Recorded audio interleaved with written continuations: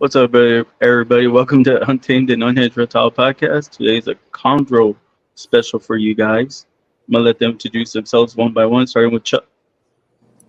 Chuck Amcoon, Chill Chondros. Is that all you're gonna say, Chuck? That's it. I was waiting for a whole introduction. He's all I Chuck. know. He's like, "Hey, I'm Chuck."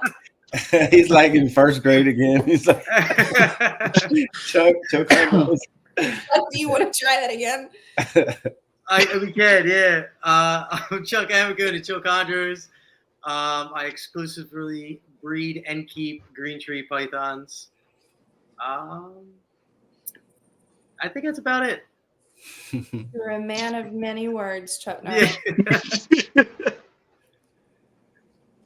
Which way are we going? To you next. Okay, cool. I'm Carly. I'm at Coastal Morelia. I'm in South Carolina, and I also breed green tree pythons. I have been moving a little bit more towards adding in some emeralds and some basins and stuff like that, but that is a project later down the line. Okay, that's all I got. Jason. I'm Jason Borges. Been working with Chondros for about 5.5 years now. I have not bred yet. I'm just attempting that this season. So I've had some locks. We'll see what happens. I've got my fingers crossed. So I'm hoping to learn from you guys who have bred before. And yeah, I guess that's about it. I'm located in Massachusetts too. Cool. Guadalupe Salazar. I'm with Space City Chondros. I'm located just out of Houston, Texas, and been keeping for, I don't know, 5 years now, maybe a little over that. And this year was my first year breeding. So that's about it. How'd that go? Taking names. It went pretty well, man. I did 3 for 3. Got very lucky on my first season, man. So very blessed, to be honest. Very blessed. So, what do y'all keep right now? Localities or designers? So I have all locality animals now. Chuck, you have no designers at all? Yeah. Okay. I'm gonna get one. Do you want designers? I do. I'm not necessarily against designers. I love them all. I love yellows. I love reds. I love designers. I love localities. The localities, I mean, I think it's probably most obvious that they were the easiest thing to get into first just because of the cost. But I'm also in love with, I love the way they look in the wild. So I'm really interested, when I was digging into all localities to just see the stuff that was just in the wild. It's unbelievable that, that's how they were intended to be. That's what's up. Yeah. Oh, yeah. What localities do you keep? I have a couple Maniquaries. I got a few Beox. I just got a Jaya, so that completed the last subspecies to have all 4. I have an Aru, and then I have a couple like locality crosses. Majority of the ones I made Aru Sarongs, and I just had a whole clutch of Maniacs that I held back the whole clutch for myself. Nice. Do you just have yellow sarongs? You have both. So all my poultry animals, the only red animals that I have are my Beoc females. So I'm using my goal is to get the poultry animals and the Uteranus animals and cross them with all the red Azuria, all the red Beocs, and that's how I'm going to get my reds, and then take my reds and go back to the poultry and then back to the poultry. Okay. So when you do that, are you still planning to advertise those as locality crosses? Or are we going to eventually, go back to just being sarongs? I'm always going to keep them locality crosses as labeled because I'm just going to keep it in the lineage down the chart. But I'm basically just using the Beoc to throw a little wild flair in there and then to achieve the red neonates at basically a cheap cost to me. Yeah, those red sarongs are hard to find. Oh, Lupe. He dropped already. Yeah. The cost of red poultry animals, red sarongs, red maniquaries. You can't find them. My bad. Hit the wrong button. You're good, bro. Lupe said bye. I was trying to log into this chat and I hit login and it threw me out. So I was like, okay, never mind. I ain't gonna fucking log in. Oh, like the comments? Yeah. Yeah. So hit more. More? What the hell is Yeah. more? Do you see a little thing on the bottom where it says panel? It says more. No. No, I do not. I see it. Hey, don't worry about it. I ain't worried about it. It's cool, man. Don't worry about it. I see it now. Yeah, and then hit that, and then it says post comment. You can type in your comment and then hit post. I have no idea where you see more. I don't either. I'm not seeing Wait, them. were y'all on y'all's phone? Who's on their phone? Who's not on their phone? I'm on a laptop. I'm on a laptop. I'm on a laptop. But Chuck, how do you see it then? It's like, so if you exit out of full screen, it's on my right-hand side. There's private chat and then Oh comment. yeah, Just click yeah, okay, Mine just says private chat and comments. So just click. yeah, the comment. Yeah. Okay. Yeah, click comments. Do I gotta didn't log click in through or chat, anything? though. No, Okay, you should be able to just a comment. Yeah. Okay, gotcha. Lupe, just go to it on your phone. No, I'm on it. I'm good. I'm good now. I'm good. My bad. Anyways, go on. Who was talking right now? Oh, I'll Chuck. go, but I have no locality. Everything in my collection is all designer. You have locality though. I have one that's a Biak outcross to a blue line. I had a Naru, but it's not in my collection no more. Well, no, it's not in your collection, but it still belongs to you. Yeah, it still belongs to me, but it's on permanent loan. I won't get it back. Permanent loan. Like Yeah, collabing with somebody? Yeah, I'm doing Okay. Brian. Latimer. No. So What are you trying to get? what are you talking about? They're he brought it to one of his Aru he has, so it should be okay. reality. But I mean, I'm all designer. Everything in my collection is red except for one. And I mean, when I get my half, probably majority of those will probably be gone. So I mean, I don't think those yellows are gonna stay here. Send them to Chuck. I have a mix. I've got some. I might keep one Aru, but that's about it. All the rest are leaving. I have some locality, but it's literally only with the intention. It's stuff like Biox and stuff to mix and kind of throw a wild card into things and outcross too. I have some locality crosses. The Garrick animals are technically locality crosses. Yeah, they are. Animals So- are locality crosses. I mean, they're exceptional. They're exceptional locality crosses. Oh well, yeah, no doubt. But yeah. I mean, yeah, I guess if you look at it that way, then yes, I do have some locality in the bloodlines, I guess. I think the only thing that They're I all have crossed, is though, to something yeah, else. the only thing that I have that is not a cross that's locality is the two Biot girls that I've got, and then I have one unknown, got it off Craigslist for $100, some sort of northern type. I'm sure it's some sort of locality cross, but I don't know. I don't know what it is. $100, eh? That was that first one I got. Yeah. Nice. Good deal. For real. Right? She got a grab. Oh, I know. And then I sold the shitty gecko cage it was in for $100. There you go. Banking. What do you have, Jason?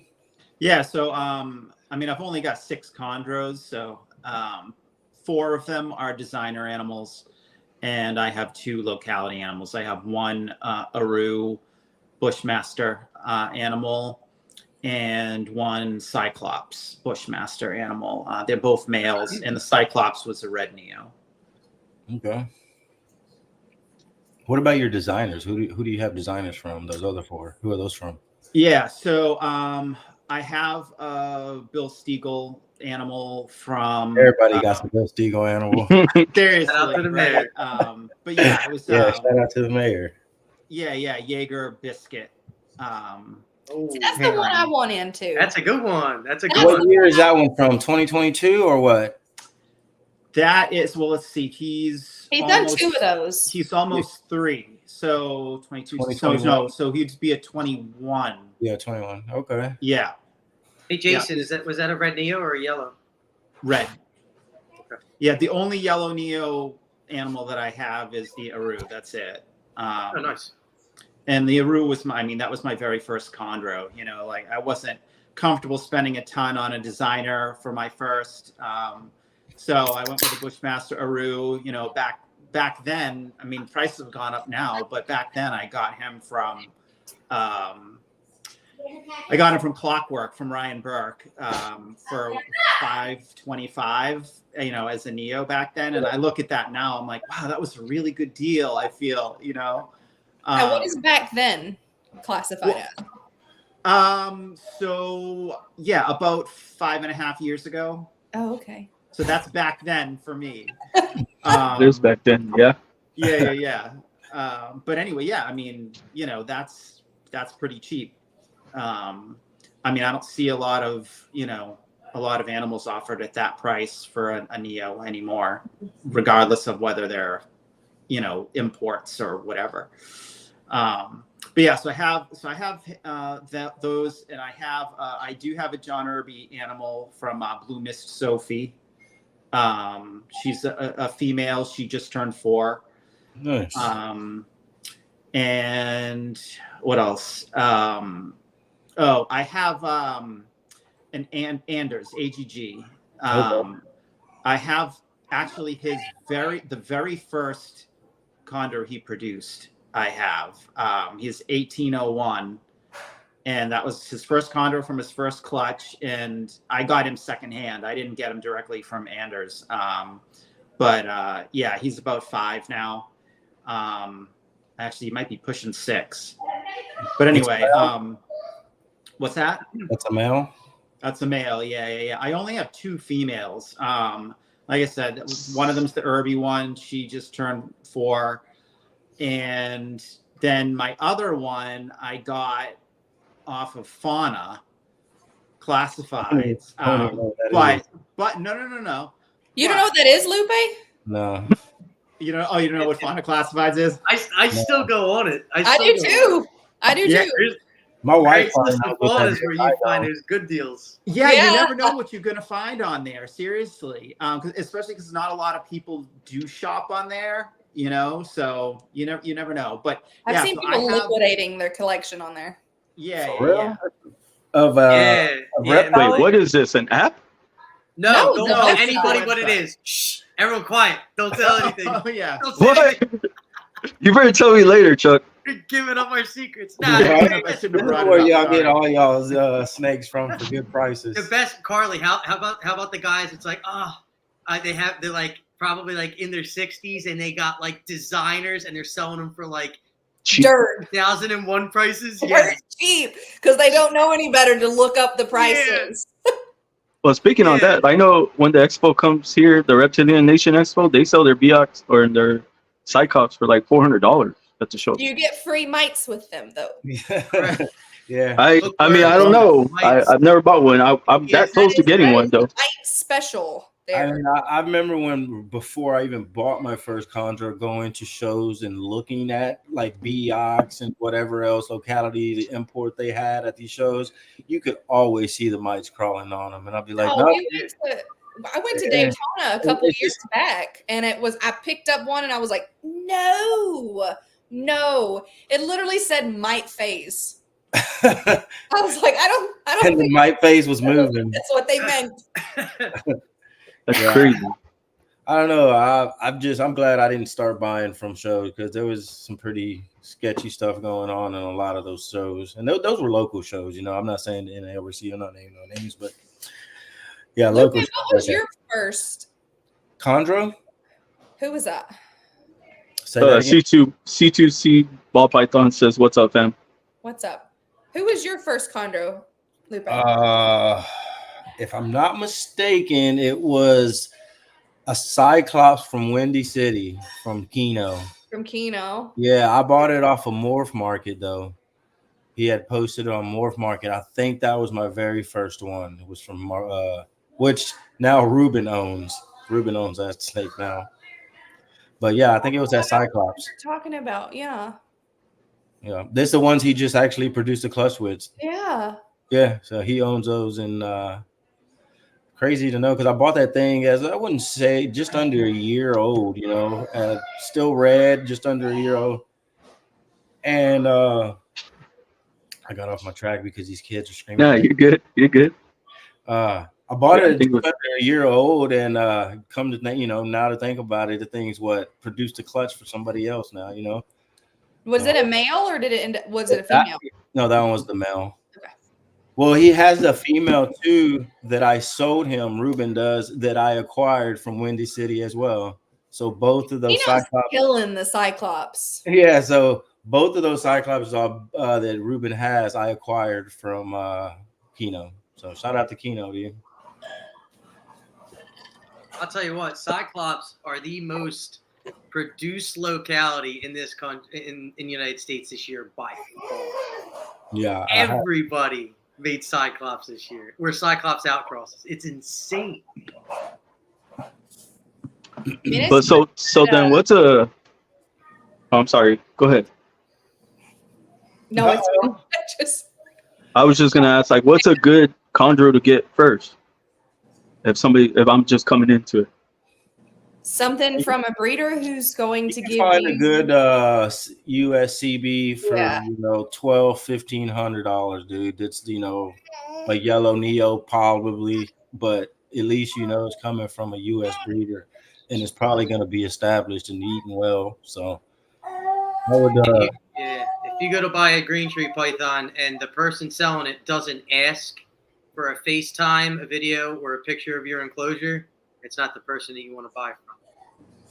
Yeah, that would be the bet. That's the better bet, is just to have somebody who's going to help you along the way instead of most of these things that are coming in as imports. You're kind of on your own. You better know what you're doing, have a good vet on hand, know what to look for, because 9 times out of 10, especially from some of these big people, you're going to end up with a sick animal. Yeah, you better have a pharmacy and a lot of needles in your snake room. No, I'm like, it's a good thing I have Chuck then. Yeah, and now all you. So. Yeah. I mean, I have a friend of mine, David, he's the one who runs Go Hook Chondro. He just posted some a yellow Neo on Morph Market that is a melanistic designer crossed with some locality. I mean, I think that Neo, he's only asking like $1,400. I mean, that's a pretty decent price, you know, for a nice US bred Neo, you know. So I mean, you can find them if you look.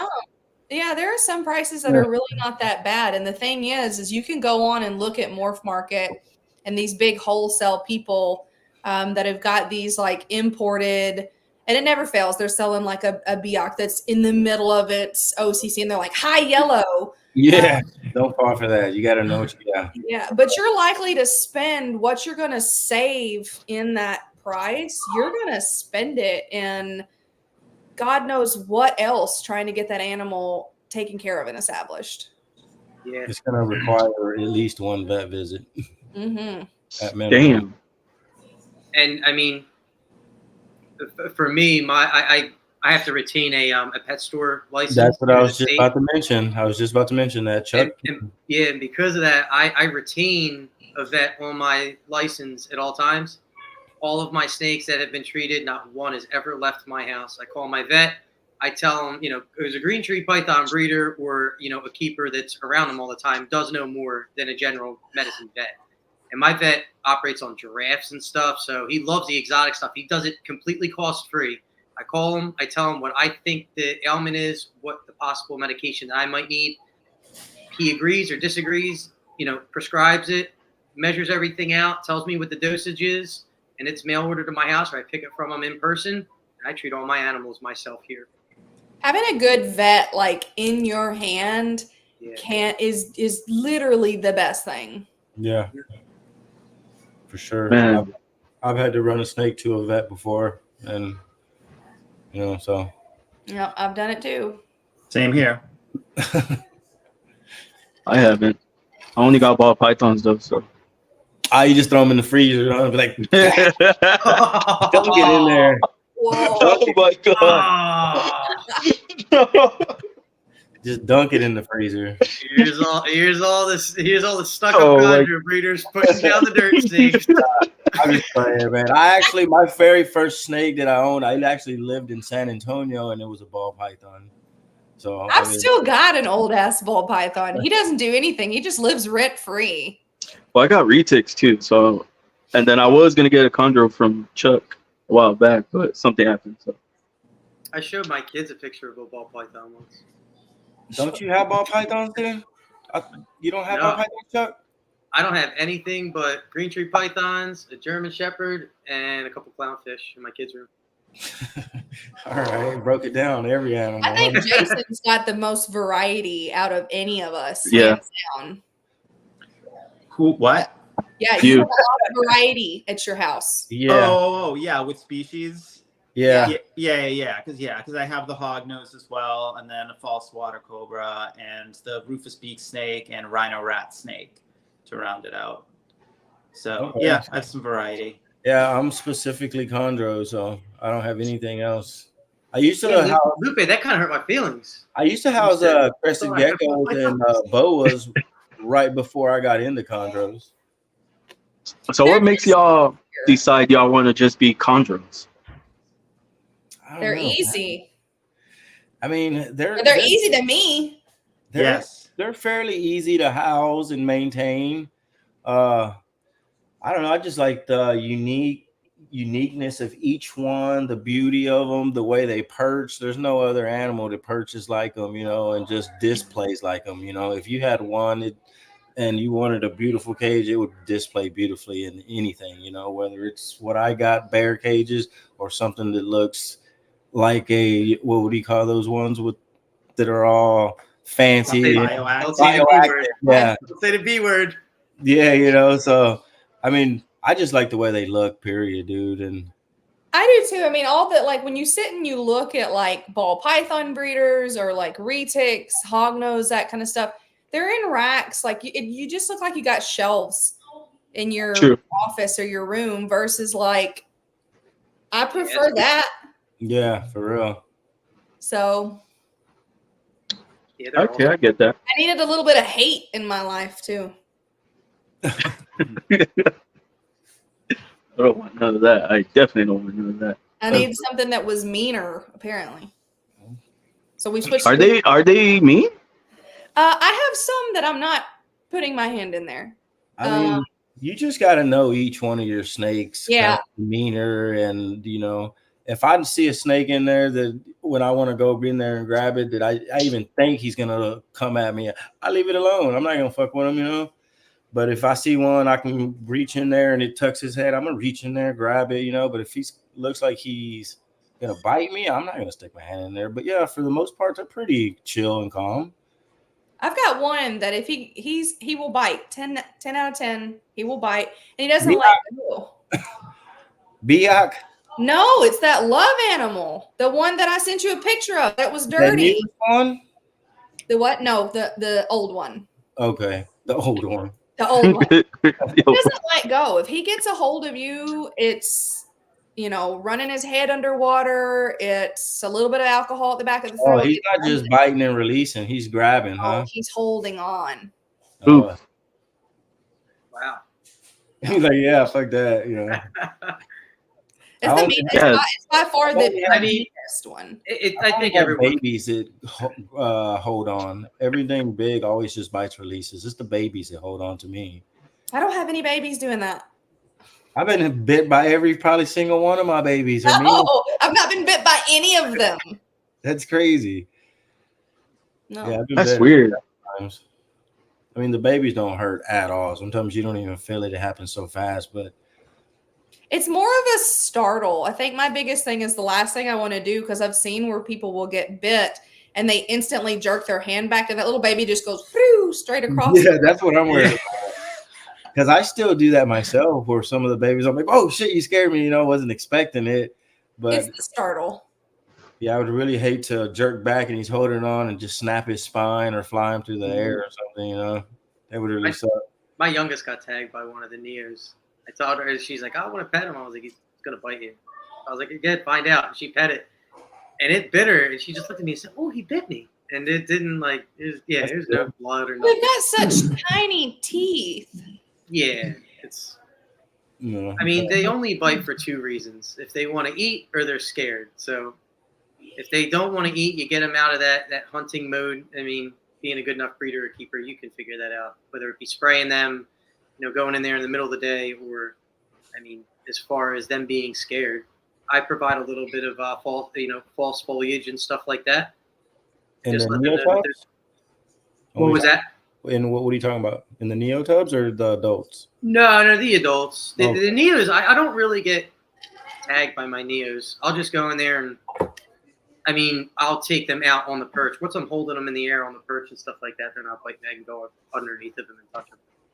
But if I stick my finger in there, a good feeder, obviously you're going to get bit because all they do is see the heat signature. They don't even smell it when they really turn on. They just see the heat. Yeah, that's what that first clutch that I had this year is hard in the feed mode constantly. So you just slightly open the tub and they're coming at you. They don't really care. Is that the one you That's had what I was gonna ask. in whatever it was, like 100% feeding on them? Do what? That was the clutch you had that you had 100% feed rate on the first attempt? Yeah, well, I had 100% feed rate on both clutches. It just wasn't until the third meal that I had a handful of the second clutch that we were like, no. Nice. Yeah. That's fantastic. You're having success like that. Oh, I know, but I know I'm going to get my due diligence in. Like, I'm readily aware of. Oh, yeah. It's already It humbled me, doesn't man. happen that easy all the time. So I know that I'm going to get mine, It's already humbled me. I've already had just straight runners. Like you tap it and they're jumping off the perch, forming on the ground, just trying to get away.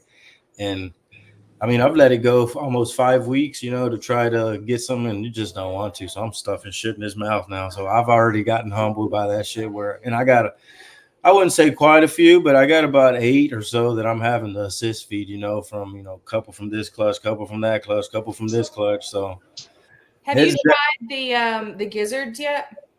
yeah, that's what I'm assist feeding. I haven't tried The a geckos? gizzard off a tongue to ones that haven't eaten. That I have not tried. You tried geckos? MJ swears by it. No, I don't have geckos to try. I don't, so I thought about going to a local store and see if I can get like some gecko sheds or something. And maybe See, I tried the gecko sheds and they really were just not that interested in it. It's also really hard to get them on the pinky. no, yeah, I guess. What about if you What, like feet gecko? Yeah, like baby geckos, like baby Oh, it's crustaceans. like Cold Butter Cafe has geckos. they sell geckos now? Yeah. They sell, plenty of people sell feeder geckos. I think if I remember correctly, I didn't know that. Todd and Julie, they're in Texas, Lupe, and they've got feeder geckos from what I remember. I could be wrong. What is their company? Who's that? I don't know that Todd and Julie have a off the top of my TJ head. Gavin or something like that. Yeah, it's Gavin. Todd and Julie Gavin have produced this. They deal with Cyclops and they got a Bill Stiegel animal. They're really good friends with Bill. They're Texas keepers. They're local to Bill and Mark and Pat and all that. Lupe, she is on In Julie Dallas. is on Instagram. Yeah, just send me her page to my Instagram. I'll send it to you. So How many clutches have y'all produced this year? Or this is we'll go ahead, Chuck, since you're at the top. You go, Chuck. We'll go in order. Total or just this year? in total, I guess. So I had one in 2022, and then this year I hatched out a clutch in March, and then I just had a female ovulate for me at the end of May. So I'm expecting a clutch to come probably the 2nd to 3rd week in July.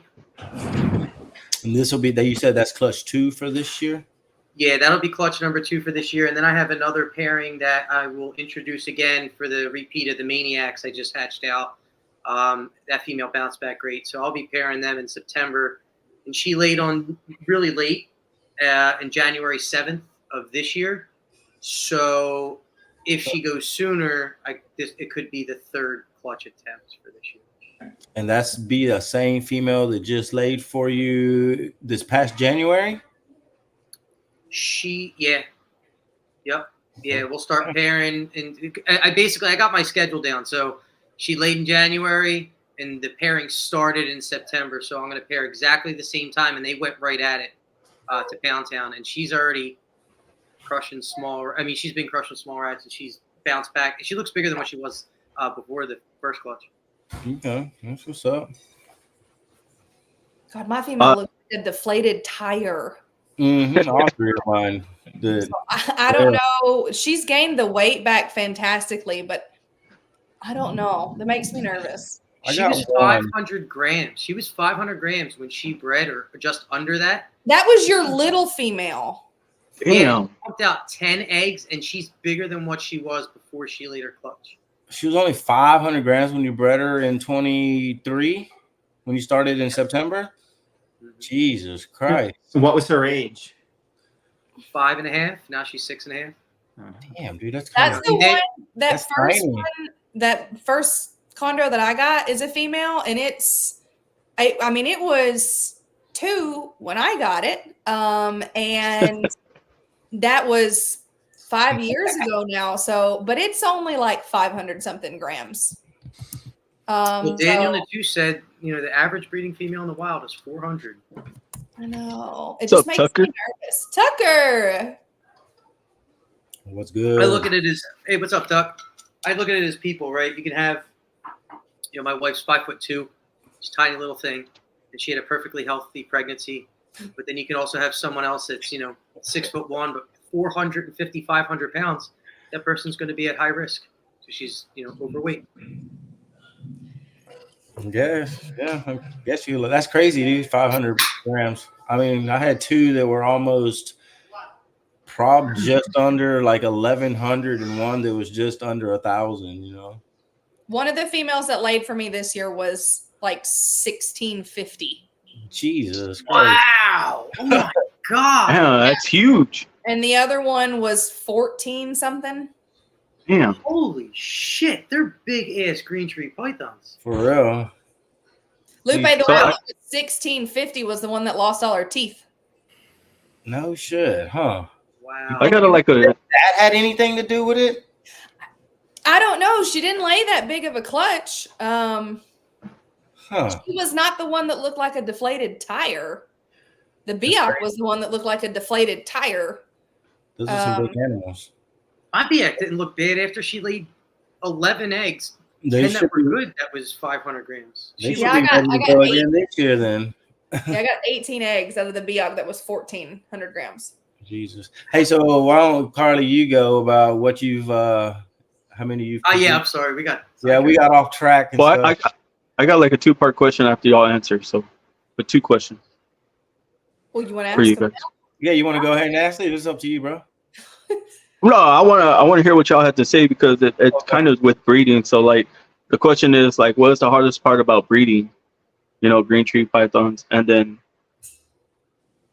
after that, like when do you stop breeding a female? I don't know. I don't have no patience. So I think that's my biggest part is just the anxiety that came with it. You get to like 50 days for the eggs, and it's like, oh. Yeah, when day 50 is the most Nervous. stressful day of anything. Just 1 second, my dad's calling me. Let me text him. As far as clutches for me, I had one clutch in 2022, but that clutch crashed about 30 days in. So I didn't get anything out of that clutch. The best thing that we came up with, I talked to everybody under the sun trying to figure out how to save those. And ultimately, it just looks like it was poor calcification. It was a first-time female. That's really, really late to go bad, though, for being bad eggs. For them. I know, but all like the temps were good. I mean, I had Pat helping me. Bill was helping me. I don't know who wasn't. The temps were good. The humidity was good. The box was good. The incubator was good. Everything was right at it. And then it just, they were literally fine the night prior. Next morning, I wake up. No extra condensation on the lid or nothing. Next morning, there were windows everywhere. Wow. So Damn. And so when you had the windows, did you hit them with Lotrimin foot powder, kind of dry it out and draw that moisture off? I tried that, and then I tried a little bit of everything, because there was like this sweet spot between, opening some holes on the tub to let airflow come in to keep the windows dry, but then the eggs themselves started to desiccate as well. Yeah. So there was a sweet spot, and I tried and failed, and it just did not work, How unfortunately. many were in that clutch? There was 9 originally, and then I lost 1 egg early on.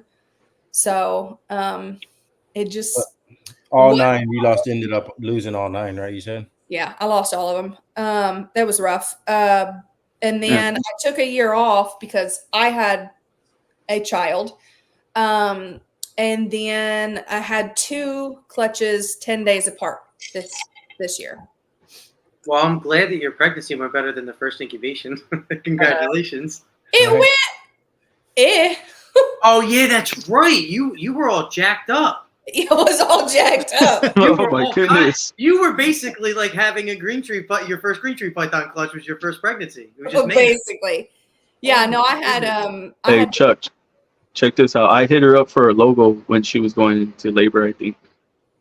Or I like was- when she was having a baby. Yeah, I hit her up for a logo. Yeah. Yeah, that was chaos. Because I wasn't planning to be told that I had a brain aneurysm, so that was super chaotic. That's what you found out when you went into the hospital for labor? No, I had actually, so I gone in early on because I had been having headaches and throughout most of my pregnancy, and they're like, "Oh, it's pregnancy headaches," and then they were like, "Oh, you have a brain aneurysm," and then everything just happened really quick after that. Ended up having an emergency C-section, and it was just a disaster. Jesus. Yeah, Well, I'm glad everything's okay. Well, Thank yeah. God. everything's You- good now. you and the baby are mom and child. That's all you got to do. Right. Mom, Everybody's healthy. Amen. Yeah, Yeah. thank goodness. Yeah. But Well, all right, this Lupe, is your my turn. this is my first year breeding. I bred 3 snakes, ended up getting 3 clutches. Lost a lot of the first clutch, but I mean, everything seemed to go pretty well for me. I mean, hard part about it, I'm trying to get to your question. What was the hardest part about breeding? Or Man, pairing. Yeah, pairing them. what was Or the hardest getting them to breed. Yeah, I guess. I mean, they're gonna do what they want to do. If the male's ready, he's gonna try. If not, he's not gonna do nothing. Because I had one of my pairings, I had paired for probably 2 months, and male never tried to do anything. Never courted. Courting they called it, right? Never courted her. Nothing. So I ended up taking him out, throwing another male in, and he got the job done with 1 lock. I had a male that I put to 2 different females, and he wasn't interested. Sold him to Tuck, and he proceeded to breed. I don't even know how many. Tuck may know at this point. I'm sure he knows, but plenty. Just Maybe anything I just needs a car ride sometimes. Maybe needed a plane ride. throw him in the tub. Barometric or different pressure, different barometric pressure, different Yeah, for real. environment. I mean, possibly. I had a female one time. She actually died, though, a long time ago. But I couldn't get her to eat for like 8 months. So I threw her in a tub, took her on like an hour car ride, brought her back. She ate that same night. I know a lot of people that will do that before they pair Mm-hmm. their chondros to begin with. They just take them on a little romantic drive, and then that's it. Tucker said he's a stud. He is a stud. Tucker just kept sending me pictures of him breeding another female. I said, "Holy shit!" I don't think they're incredibly hard to get to breed. I've never had any issues with any of the males I threw and getting them locked up. I think the biggest challenge with breeding green tree pythons is your first egg incubation. And it's not necessarily hard Yeah. to actually incubate them. It's the keep your I don't want to curse and be all like vulgar. Don't touch them. Leave them alone. Set them up. Do your months of research and That can bite you in the ass too, though, dude. Because I never fucked with mine one time, never opened it, and I didn't clean condensation off the lid either, and lost. No, I told you. Remember, I was like, "Hey, did you check your Yeah. condensation?" You're like, So, "Oh and my god!" first Thank God I checked it. I never opened that door not one time. But For the that's first- what you did. That's what you got to take into consideration. Some people are It's- really literal. If you say don't touch shit, Yeah. Yeah, they won't they're touch gonna it. like not touch anything, and it's like, okay, there's a difference in Carly, doing you're what correct. you do and You're not correct. overdoing. I mean, on the second and third clutch, I kept a really good eye on that. I cleaned the lid maybe every 10 days or so, but I never once took the eggs out the incubator to look at them, candle them, nothing. They stayed in the incubator. Yeah, don't screw with them that way. That's just that don't do anything for the eggs. That just You does did a something. lot of that, didn't you, Chuck? Oh my god, are you kidding me? I was like Jurassic Park. I was walking around the house with it, candling them. Yeah, no, I did the first clutch. I didn't keep my hands off of them. Yeah, And see. that was, that's why I think I had a few, dead in eggs. Because but I didn't have the best incubation as it was my first incubation. I thought I was ready, and the Chondro guys said, "Nope, you're not." That This was past one was pretty good. I had a hiccup, but that was the first clutch of this It's 2024. very humbling. it is. It is. You think you got everything figured out, and I think the best thing that you could experience being a green tree python breeder and incubating eggs is to never breed anything before you breed these things. Because you might get set in your ways and think you're confident at your ball python clutches you incubated, and guess what? You're going to get checked right in the nuts real, real hard. So That's my personal opinion. I was like, I asked that question because I always hear different stories. Like either the temperature is not right, they walk in and check them, the snake's breathing, and one of them's dead, or one of them's gone. So that's why I asked. Well, yeah. Like, Well, how's it- Chondros will just throw you a wild card randomly. You'll come in and they're fine, and then the next day you walk in and they've just croaked. That's why there's not 35,000 of them available on Morph Market right now.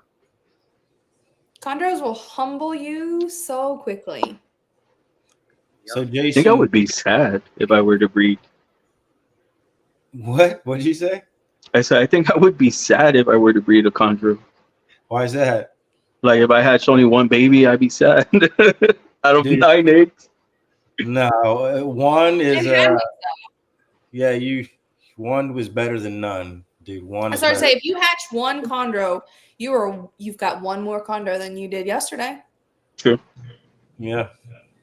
Jason, I was going to ask you, so what's you're just about to start breeding, you said, right? Well, yeah. So I just did over the past couple of months, actually. You have something paired right now? Actually, yeah, I do.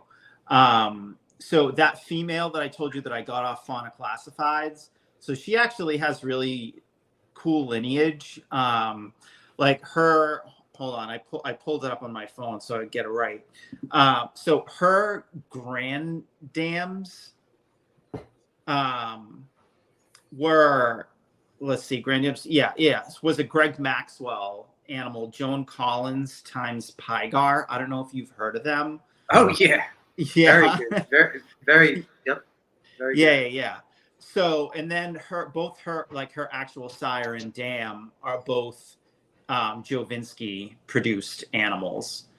So Nice. she's got some really cool lineage, and I think he'll correct me if I'm wrong, but I think Patrick Holmes actually has one of her siblings, and he's very familiar with her lineage to the point where he had said at one point that he was going to put a lineage chart together, which I was excited about because one doesn't exist for her. But, I know he's super busy. He hasn't gotten around to it, I don't think. But it would be cool to have. But anyway, so she's old. So she's just turning 15. Damn. This will be her first time breeding? No. She's produced one successful clutch back in 2020 and then an unsuccessful one it was either 21 or 22, and I got her like right after that. Gotcha. When you say unsuccessful, were they slugged out or a failed incubation? So it was a small clutch of 6 eggs. 2 of them were slugs, and 4 of them were fertile, but yeah, they failed incubation. They didn't go the distance. But I believe Damn. all the eggs hatched from her first clutch. But I think that was a small clutch too, of only like 6 eggs. So anyway, I took a chance, you know, because I just, my animals all ended up turning out to be males, and so, you know, just itching to get going. I know a lot of people will tell you to definitely don't go that route with buying like an older female and hoping that you're going to just breed her. And I mean, I gave her 2 years before I even thought of it, because she was bred like back-to-back years or whatever. And then that second one was unsuccessful. So I said, I'm going to give her some time and then try again. Yeah, she'll be almost 15, but we'll see what happens. And I tried pairing her with Hamachi, which is my Anders animal, who also has a lot of Vinsky blood, and he's my prettiest animal. He's got a lot of blue. He's gorgeous. One of my animals, Patrick Holmes, loves him as well. And so I tried him with her. No luck. I tried multiple times. He wasn't interested. And so I said, you know, I don't want to miss her window if I can prevent it, because the guy I got her from, I don't know if you've ever heard of Jeff Kuprienko, but he said that she tended to ovulate in like the late March through early May timeframe. So later than most people breed. I feel like most people are like breeding them like earlier in the year than that. But anyway, so I said, you know what? I'm going to throw in my eldest male, which is my Aru. So not an ideal pairing by any stretch, but I was curious. And so I threw him in, and within an hour he was on her and locking up with her. Nice. So for some reason, Hamachi just, I don't know if they're just incompatible or what his deal is. Because supposedly do the job. I've had it done here already. So yeah. But anyway, so they were hooking up for 6 days before they finally separated. And I took him out. I fed her, gave her 3 days to digest, and then put my Aru right back in there. And again, he went right for her. They were hooking up that night. But then that time, it was only 2 days before they separated again. So again, I fed her and gave her 3 days, and I threw him back in there again today. So we'll see if he hooks up with her or not. But that's what I'm doing. And that leads me to a question that I wanted to ask you all regarding follicle development and ovulation. So do you guys ever like notice the follicle development in your animals, and when? Do you notice before or after you've witnessed locks? mine was So after. I'm not talking about ovulation. I'm just talking about follicle development. So just, you know, like a mild swelling or whatever that is kind of like iffy. I had one right before I paired my animals, I was due to move. I was moving houses. I'll be right back. And I had one, the Biak was just looking a little extra thick. So I did try to put the male with her then, but they did nothing. Now, whether or not she was that still thickness whenever we did officially move, we moved like a week later. And then I went ahead and put them together. And when I did, then he was instantly on her. I mean, he didn't even wait 30 minutes. But as far as any development after pairings, I mean, they started to look a little thick, but I don't know. My eyes were not good enough to say that's follicular development, hands down, right there. I don't have that skill yet. Chuck may be able to answer that. Yeah, so my question first, and my presumption is that you are lowering temperatures at night to get them to breed, correct? Yes, I have lower temperatures. Yeah. Okay. Yeah, so- I mean, basically, they're with the temperature in my house right now, they're basically not getting any heat at all at night, and so it's dropping down to probably 74, 73 right now. But you're specifically running lower temperatures in order to get them to breed for you, correct? You are toying Yes, with the temperatures. Okay. I did. Yeah. I used to have them up higher to where it was more like 76 or so at night. And so then I just shut it off completely to lower it, and I did some food cycling and that as well leading up. So I've had 3 ovulations. My ovulations were in 3 different months, which were also in 3 different seasons. Okay. July, November, and May. Okay. So what I can tell you is that I do not touch the temperatures. I did the first one, the second one and the third ovulation I did not.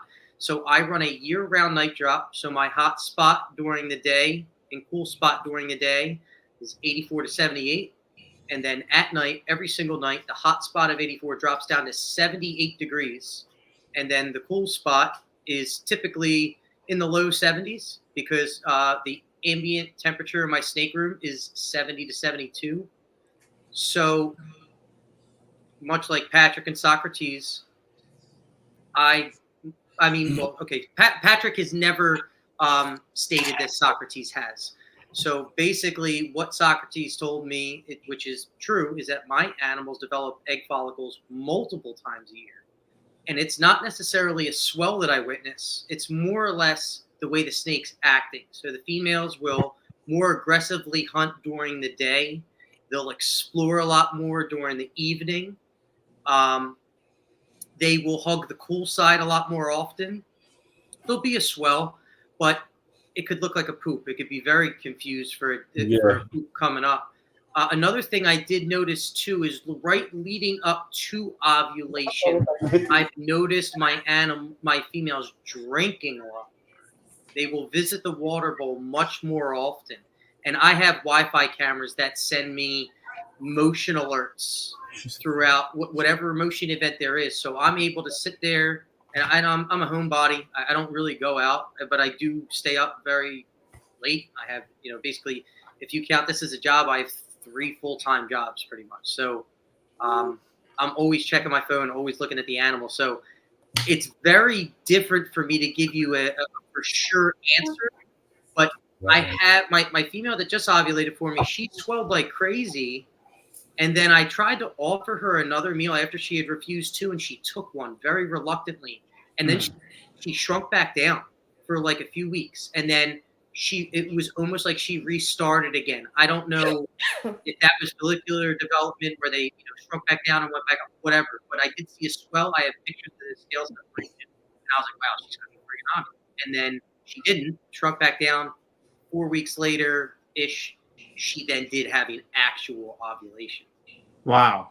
I don't know if there's necessarily an explanation what I was witnessing because she didn't have a big defecation. She just shrunk back down from the scale separation. And I can send you dates and photos to kind of like prove what I'm talking about. And I don't know what I saw, but I see that when you see them in the daytime hunting more, the puppy pad on the bottom all bunched up after a night, like the females really do stretch their legs when they're developing follicles. It seems like they're just hunting more. They want to eat more. And I feed them more as they ask for it. I don't know if that's necessarily food cycling, because my definition, in my opinion, of cycling is when you make the snake do something, when you force upon some sort of change to spark a change in their body. I just give them food when they ask for it. So maybe I'm food cycling, maybe I'm not, but I'm feeding them more when I see that they want it.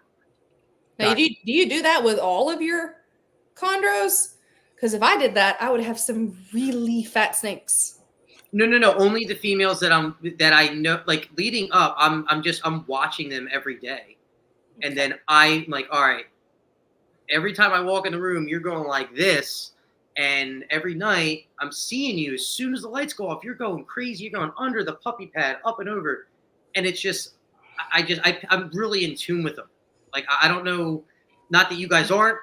I have cameras on my animals. I move my multiple cameras around, and they're on my females when I'm like, all right, you're the one that's getting bred this year. Let me figure this out. And then I have the motion events, and I just watch them. And I just I kind of don't like, blame you. That's what those little things are right there, are cameras.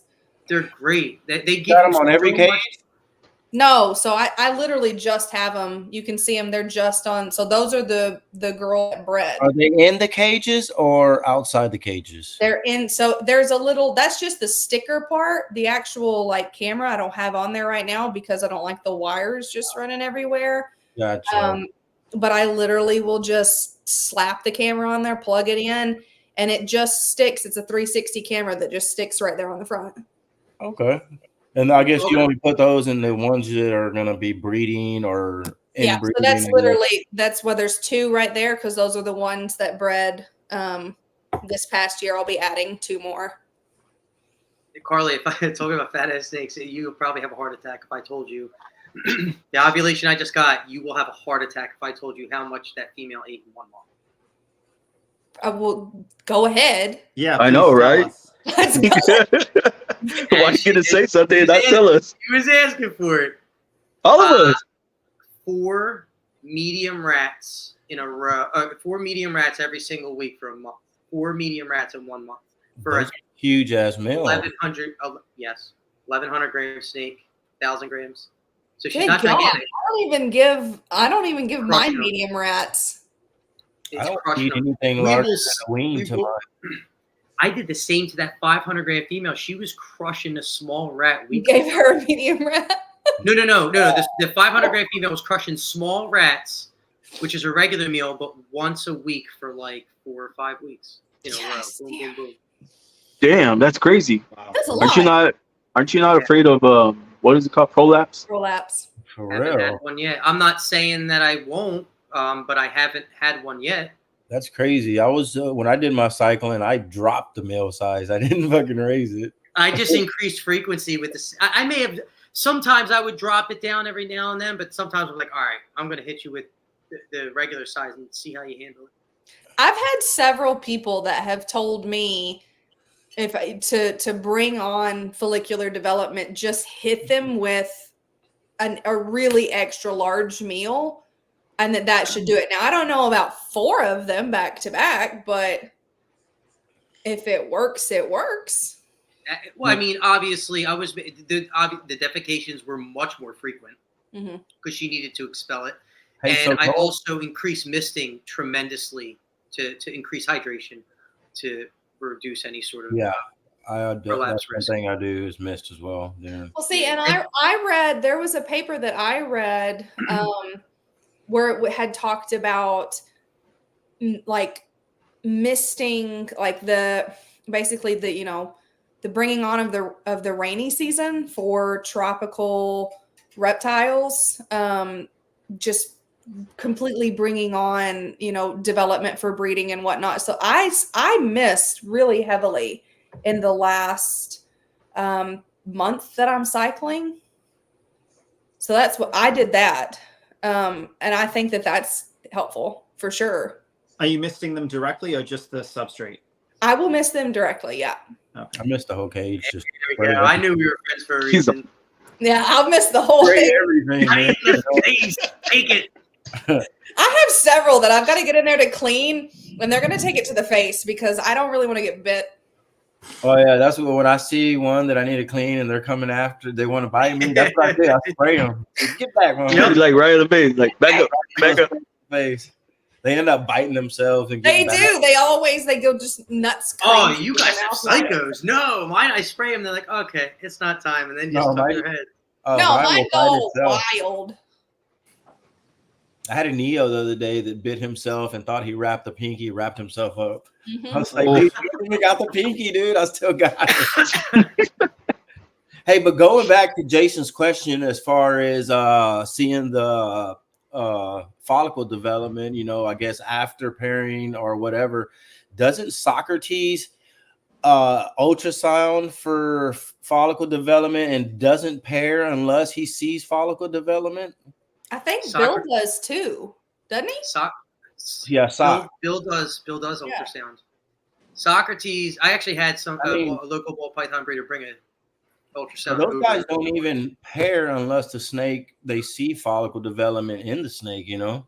So Socrates has figured out the schedule so good that he doesn't even ultrasound. He doesn't ultrasound as much as he did before because he actually knows now. He said Yeah. every 4 months typically is the norm for his females to develop egg follicles, and he just knows because he's gained so much information and so much documentation from his ultrasounds. Yeah. I'm not going to say he doesn't use it anymore because I'm sure that he does, but he said he definitely uses it much less than what he did.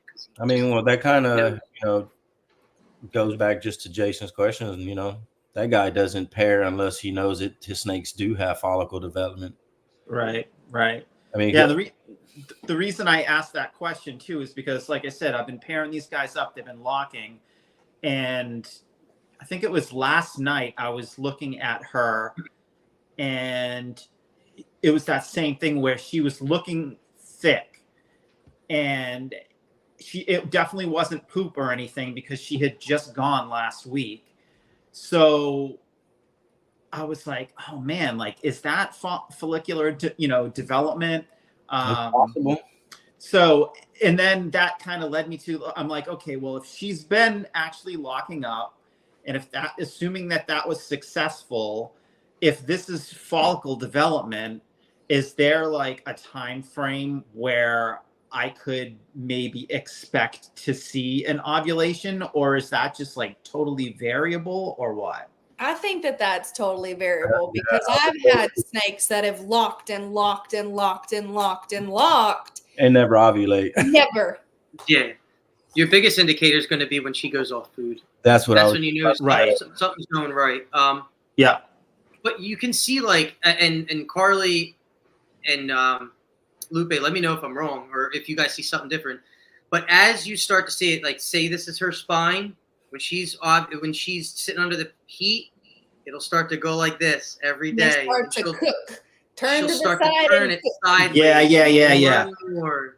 And she's baking that under the heat. And excuse me, as she gets to the heat, you'll see her go from the cool side to the hot side. She's getting closer. And then she should deny her meals. When she refuses, don't friggin' feed her again. That's the mistake I think I made. And that most guys say don't. I tried twice. I tried twice. Yeah, just I tried twice. Dude. I screwed it up, I think. I didn't want to think that first meal refusal was, the start of something great. So I tried again in 5 to 7 days. And if they took it, they took it. They denied, that was it. That's when I cut them off. I don't know that you could call that as something that would mess something up. Because if they're going to refuse, they're going to refuse. Because like I said, I tried the second time too. It was like a superstition thing now that I have. Like, all right, when you did but I'm like, I want to be certain that they're not going to eat. So that's why I offered like 2 more times. And then she took a reluctant one. And it was almost like I restarted the whole cycle. I'm like, damn. You should have pulled it out of her mouth. Like, give me that back. I'm just kidding. Give it to me. Yeah, I wouldn't beat yourself up over it because she could have just absorbed. That's the thing is you can still get an ovulation. Just because you get an ovulation, you're not going to get eggs. That's not a guarantee you're going to get eggs. Until eggs 100%. Are on the damn ground.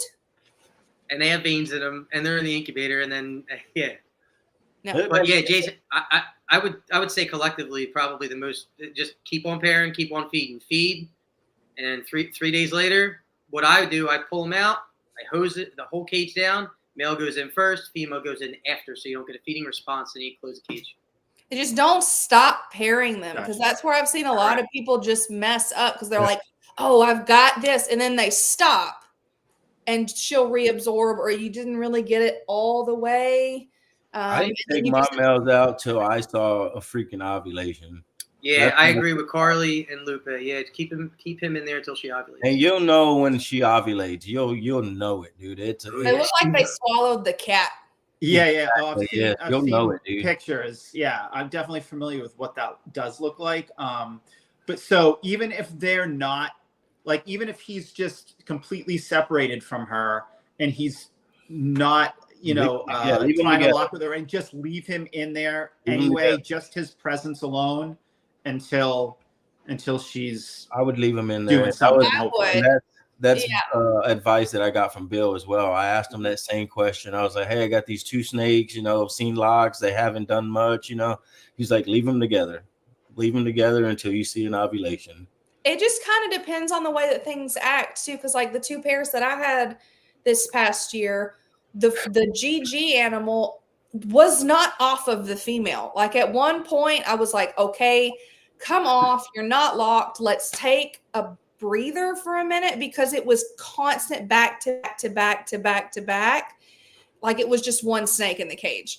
And they were constantly on, versus like the other pair that I had, they would lock upon reintroduction and then go to opposite sides of the cage and stay there. And then when I would take them out, put them back, they would lock, go to opposite sides of the cage and stay there again. So, I mean, they do it the way that they want to do it. Ultimately, they know best. We don't know best. They know best. Yeah. Together. Carly, that's a great point, Carly. I mean, heavy breeding right upon reintroduction is typically what I'm experiencing. Mm-hmm. Jason, I do have a question for you. Is your male going off feed, or does he feed through breeding? He's feeding. My Aru has never refused a meal. He's never gone off feed at any time of year ever since I've had him. Whereas let's see, two of my other 3 males, they do occasionally go off feed. Probably like twice a year, they'll go off feed for a month or more, usually maybe a couple of months. And then my Bill Stiegel, he hasn't gone off feed yet, but he's the youngest. He's not even quite 3 yet. So I don't know when he like really hits maturity, if maybe he will start going off feed occasionally. But no, my Aru never refuses food. I don't have any males that go off of feed ever. Oh, That's interesting. awesome. I have one that doesn't. My males go off feed almost, yearly. No, I kind of wish that mine would, because that's almost a guaranteed sign that somebody in the room is doing something. Correct. Yep. I got a male that I don't ever want to breed again, but he goes off feed, so it's an indicator. Dude, it's a great tool. Yeah. Old, you don't want to breed them no more, or what's the deal with that? Just phenotypically, he's just not what I want. He's the one that the female had a feeding response and jacked his jaw up a little bit, but he eats great. He's just tiny. He's 300 grams. He goes off feed, so he was like 260 post-breeding weight, like the first time he bred, which is, I mean, that's tiny. So he's just a great pet. My kids love holding him, and he's a good indicator. He eats well, and he goes off when something's happening in the room. He's a great indicator. It's like priceless. There you go. Just keep him as that then. Yeah, I love him, dude. He's an awesome animal. That's cool. That's what's up. So is there such a thing as a bad breeding?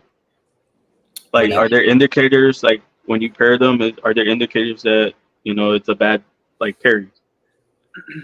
Like, are you meaning like phenotypically, genotypically, or just like not going to produce anything? Yeah, like if they're not going to produce, like something's going to happen. No, I mean, let's just say, like the male just like starts doing some weird things, and I mean, I have seen people have pairs that have gone textbook and then they slugged out. They had all slugs. So, I mean, I don't know that there's really an indicator that it's going to be bad or it's going to be good. The first pairing that I had back in 2022, she had a really small ovulation, like to the point that there were 2 different events that it could have been an ovulation, but we weren't really sure. So as far as maybe that didn't work out, but they were still, I mean, the male was still all over her. So I don't know that there's really any indicator. Commented compatibility. Yeah, there's definitely, there are some females that are not going to breed with certain males. That's what I'm wondering, if it was the case with Sweetie and my Anders AGG animal, because like I say, he didn't show any interest. And at the time I first introduced them, he actually was off feed. And even then he wasn't interested in her. Or she wasn't interested in him. I don't know, one way or the other. So I did question if it was just a compatibility issue and they just are never going to hook up. I mean, it could be, but you could also turn around next year and try it again and they could be all over each other. Totally. And I will try But again. now might have just not been ready. Yeah. Or, not wanting it that year. I mean, I The had the same GG issue. male that I paired last year, he wanted nothing to do with, I mean, he grounded, wanted nothing to do with the same female. And then instantly this year, he didn't get off. And So, how old was that male? he is a 2019. 19, right? 2019. So last year he would have been 4. This year Okay. he was 5. Okay. They're about to turn 5 next month. Yep. Yeah. I got Yeah. 2 from the same clutch. Yeah, because that AGG animal is just about 6 at this point. So Listen, I think guys have proven time and time and time again that some men are just late bloomers. It just yeah. stuff together. Yeah, I have heard Calico that too. Mel did it for me. I mean, he did the same thing. I know. I really need you to get on him though. I'm gonna try him again with the same female this year. I think that sickness female will be ready again this year. She's bouncing back pretty good. She's I about. need you to like play some music, light some candles, do something, please. I'll do that next year when I Okay. pair him with the calico. Surrogate them. When this Yeah. calico to calico, I'll do that. You gotta sing sweet nothings to them. What were you gonna ask, Chuck? So what's her size approximately? And Right now, What? she's about just under 850 right now. I mean, she went into breeding season last year at just under 1,000 grams. So and then when did she lay, and when are you going to reintroduce? she didn't lay till I think let's see. I think late January is when she laid. And when are you gonna pair that with? I introduced her. The first time was in October, but she didn't breed for me till December when I put the second male in there. So when are you gonna introduce this year? Are you gonna do October? Probably mid-November. Split the difference. Yeah, instead of Nice. throwing them in there so early, probably mid-November, because I did late October is when I first introduced the first male, and I left them in there till early December and never saw nothing. Well, I even had a camera on that one and never saw no hookups, no cordon, nothing. So after month and a half, 2 months, I took them out, put the GG in there, and I think within the first day they were locking. Now, do you think that putting the GG in there, that's something that could have been, I mean, that male could have smelled the other male. I know some people will say put another male's shed in. I mean, I've heard that. Yeah. Does that work? I mean, I don't really have any definitive evidence to tell you that it does or it doesn't, but there's a lot of males are territorial, ain't they? I mean, so yeah, I mean, it's competition. Yeah, exactly. So maybe he wants to claim his female before another male that he smells. I mean, that could have been it. I wonder if you would have put the shed in from one of the other males, if the calico male would have, Well, maybe I'll try that this year. If I don't see nothing happening, I'll keep a shed that's kind of close to, that happens right around before I pair and throw that in there while I throw the calico male in there too. I would definitely watch him though, make sure that male doesn't get combative and mistake that female for the smell of that male shed. Yeah, so we'll see. I don't know. I want to try it. If she's around the same weight, I'll throw her in there and try it again. If not, then she'll have to wait a year. Now, do you think that they're going to go all at the same time? So and Chuck, this might be a good question for you too. Like if you've had a female that is previously bred and ovulated, let's say around January, do you think that that's the general consensus of when then that is the time? Or do you think that could be a couple months thing, several a year? Because there are some differences. I think we briefly touched on it earlier, but there are some people who say it's, always the same time versus could be going back to what Chuck said about Socrates. He has that shit down to when he knows it's gonna, when her time is in a specific month.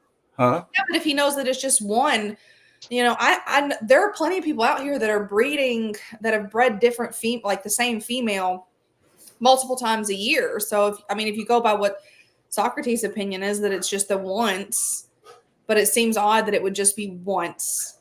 I mean, Based on your question, I'm gonna keep my same cycling schedule, same breeding schedule. You know, I may wait an extra like 3 weeks before I pair based on whoever I guess started locking first, you know, but I'm gonna try to keep the same schedule. It seemed to work for me. So I mean, Regarding putting a male shed in, I did try that exact thing when Hamachi just wasn't hooking up with Sweetie.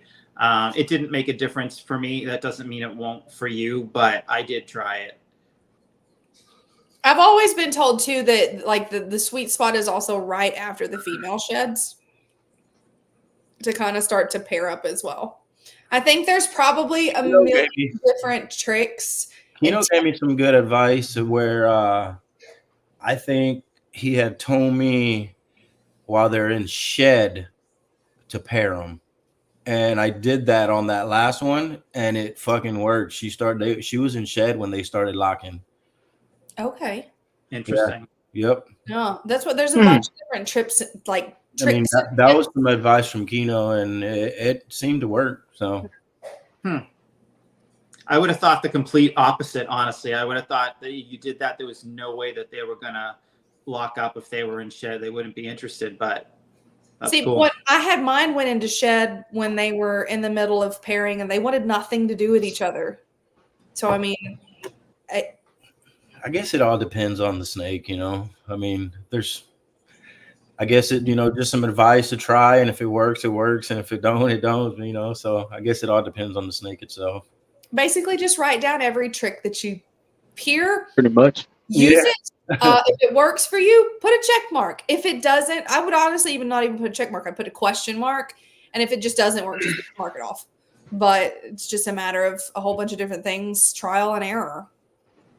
So let's go. I want to ask you, Chuck, when did you start cycling for your breeding? Because I know you're still breeding as of right now, right? Yeah, I don't. When do you start usually? So, Or is it based on your females? I'm gonna ask this question, Ro. Don't worry. so, man, I can answer Carly's question, your question all at the same time. So, back to Carly's question. I do believe that the females could have a 12-month cycle and that pairing them exactly on the day, 12 months apart, could be successful. However, I do believe that changes in the environment, enclosure, ambient temperature, location, feeding techniques, everything could alter that female's cycle, just like a human female. If a human female is exposed to some sort of like traumatic, stressful event, her period might change, the date, right? Her cycle then is messed up if there's not a consistency throughout. So I think a 12-month consistency on a female snake could lead them to ovulate the same time 2 years in a, or 2 years in a row or year after year. So that's kind of my feelings on it. When I did move my female that was down here upstairs, who ovulated and had different type of cycling done down here, when she moved upstairs, she was no longer cycled, which is to answer Lupe's question is my snakes are not cycled anymore. I don't believe I'm cycling them. The temperature does not change year round at all. Kept at the same temps, same night drops year round. I just increase feedings as I see the female start to act differently, and the hunting, up in the poolside, explore more at night. That's when I increase feedings. Is that cycling? I don't think so. I'm just giving it to them when they're acting different, when the timing's right for me. Say, okay, that's when I'm going to feed you more now that I believe that you're possibly developing follicles. So and how long do you do that with the feeding? Once you notice that, how long do you do that before you start pairing? Before I stop or start? Start. Right away. Right away. Okay. So as soon as you notice them in that mode where you're like, all right, I'm going to start feeding them more frequently, you also pair them at that time too. Yeah. When I start to see them doing something different.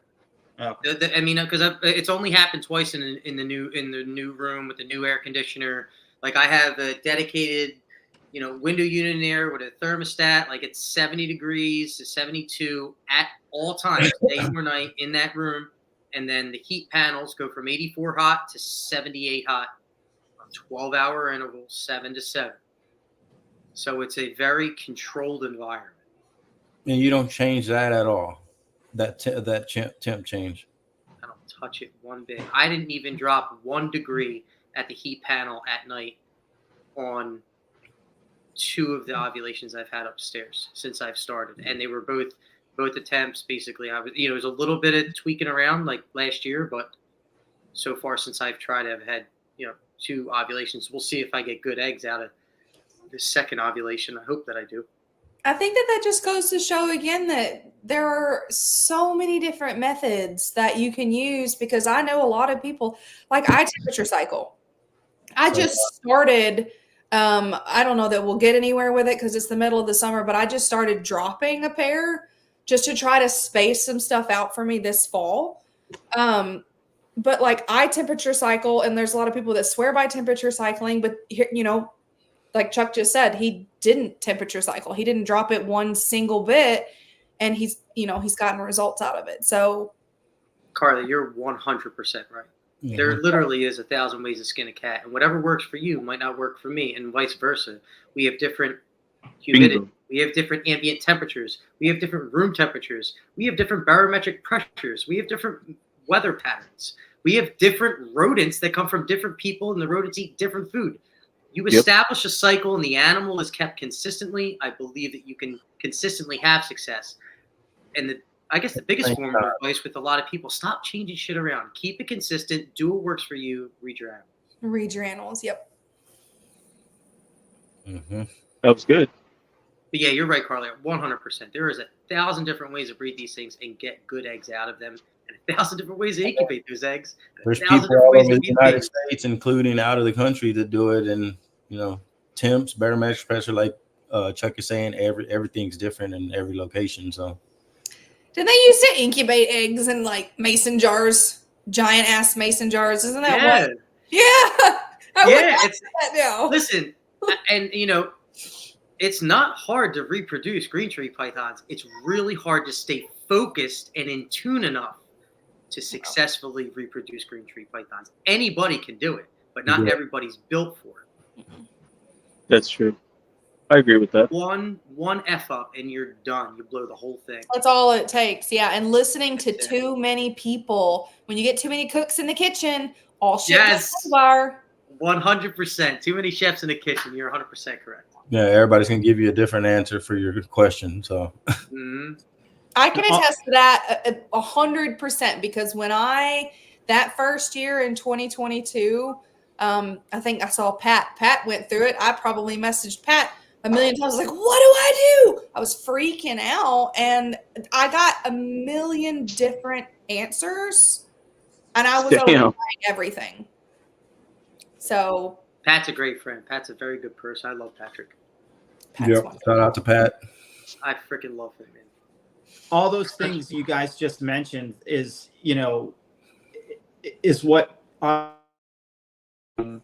it's what makes it so rewarding, right? When you actually do figure it out and get it all right for your particular environment and circumstances and everything. And it's like the people that are listening to this and going, hell no, well, then you're definitely not cut out for it. But if you're listening to this and you like solving puzzles and you're super, you've got a lot of attention to detail, then, breeding chondros might be for you, It's so hey, what's up, Patrick?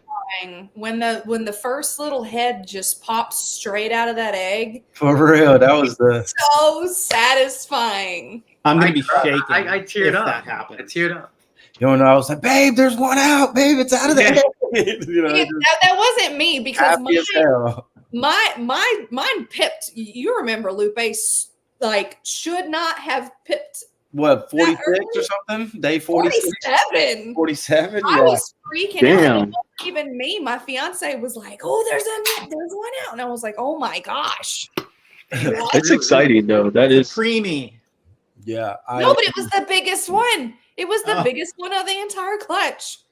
I was the same way on all 3 clutches, just excited every single one, dude. And I can't It's the best. Literally, I don't think it matters. Like, I can't wait for it to happen again. I Hopefully, know it's like I'm ready.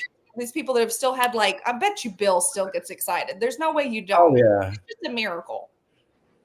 yeah. My thing is you're all about spreading positivity and uplifting people, Chris. So my thing is, there's what, if I'm not mistaken, on the Breeders' Key that's kept. It's not everyone that's ever done it, but Oh, God, the realistically, it's Breeders' a good number. What's it, about 225 people, right?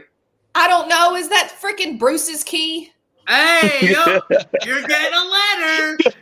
I'm not saying anything. I like Bruce. I won't say any more than. I like Bruce.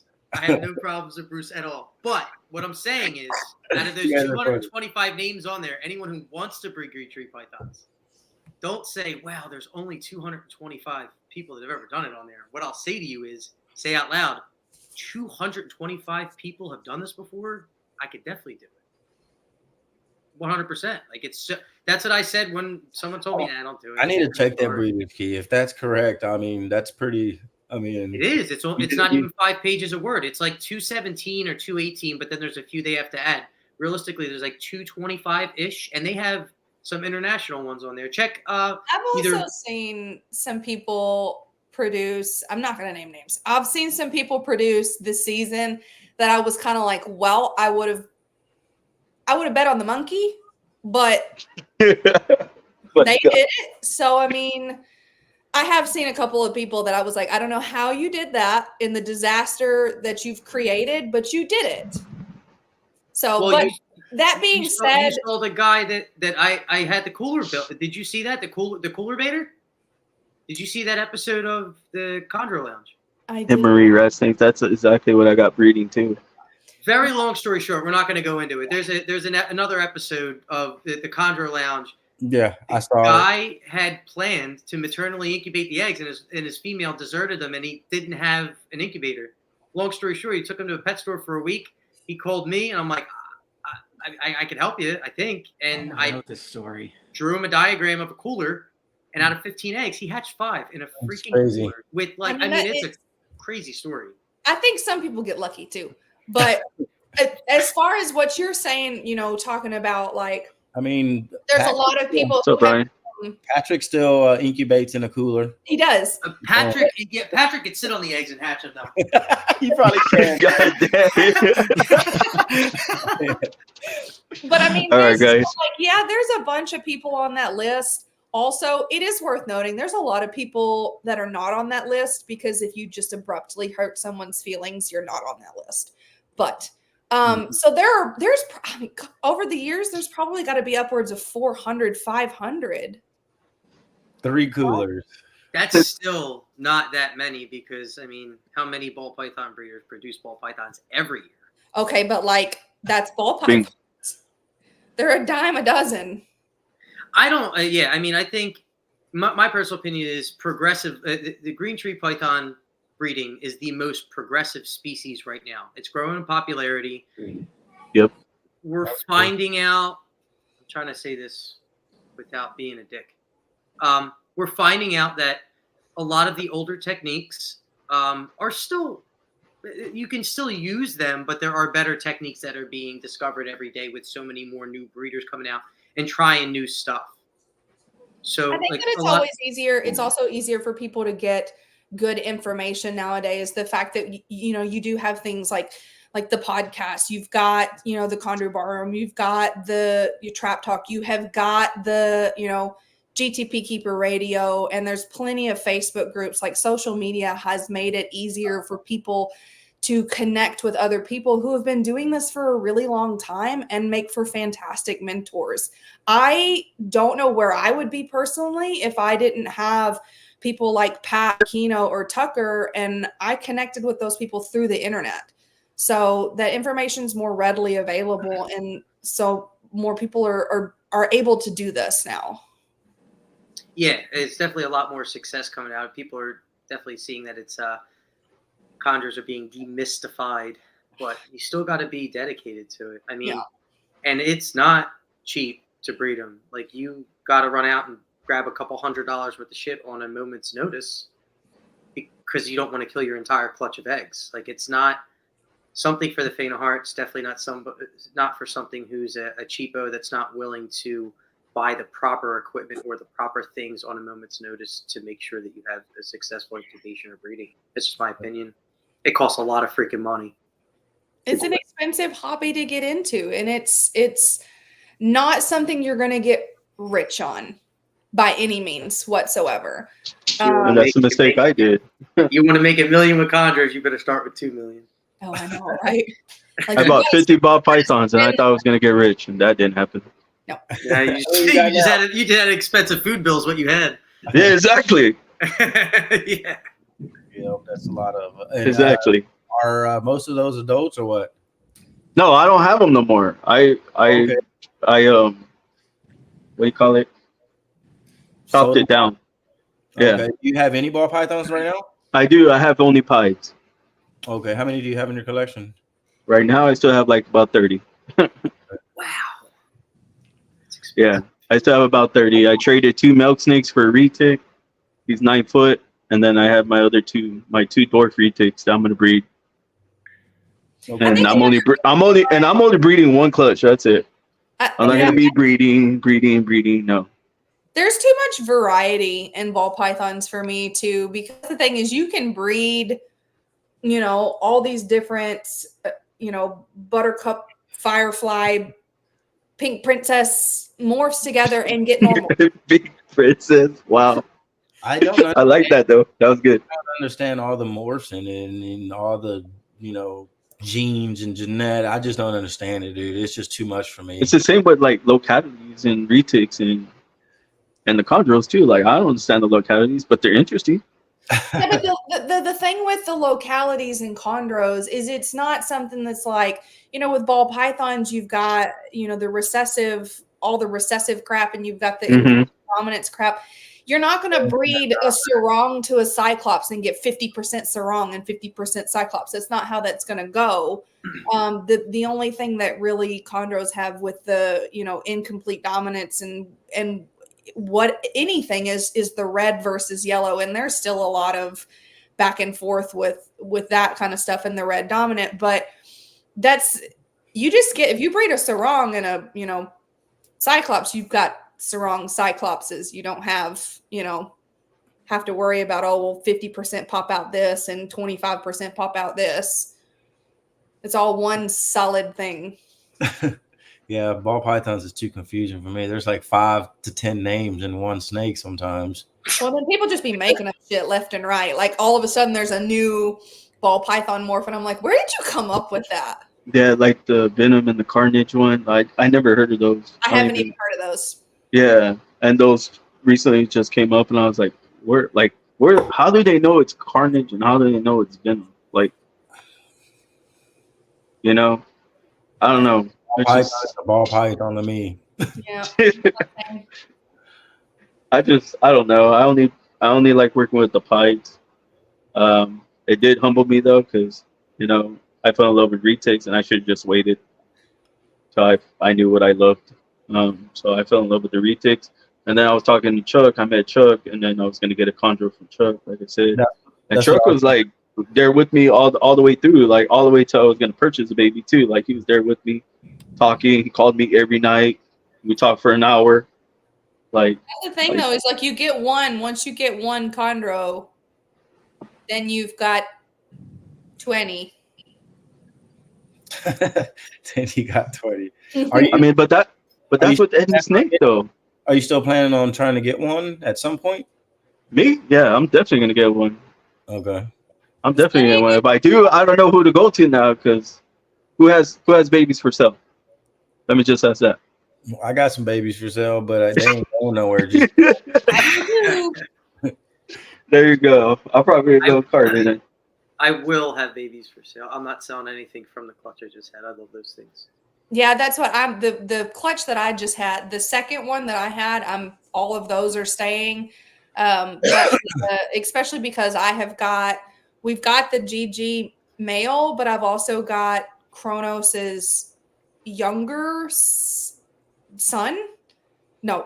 younger brother. So I'm not keeping. I don't think we're planning to keep any of the GG clutch that we just had. So all those are almost ready to go. I mean, they're upwards of 16, 17 meals now. So they'll be gone by the end of summer, hopefully. Patrick's funny. He said, "Wait, y'all sell y'all Chondros?" Patrick sold. Oh, he said, Aiden says, "Oh, I know." Stud male breeder. Hey, anything's for sale for the right price.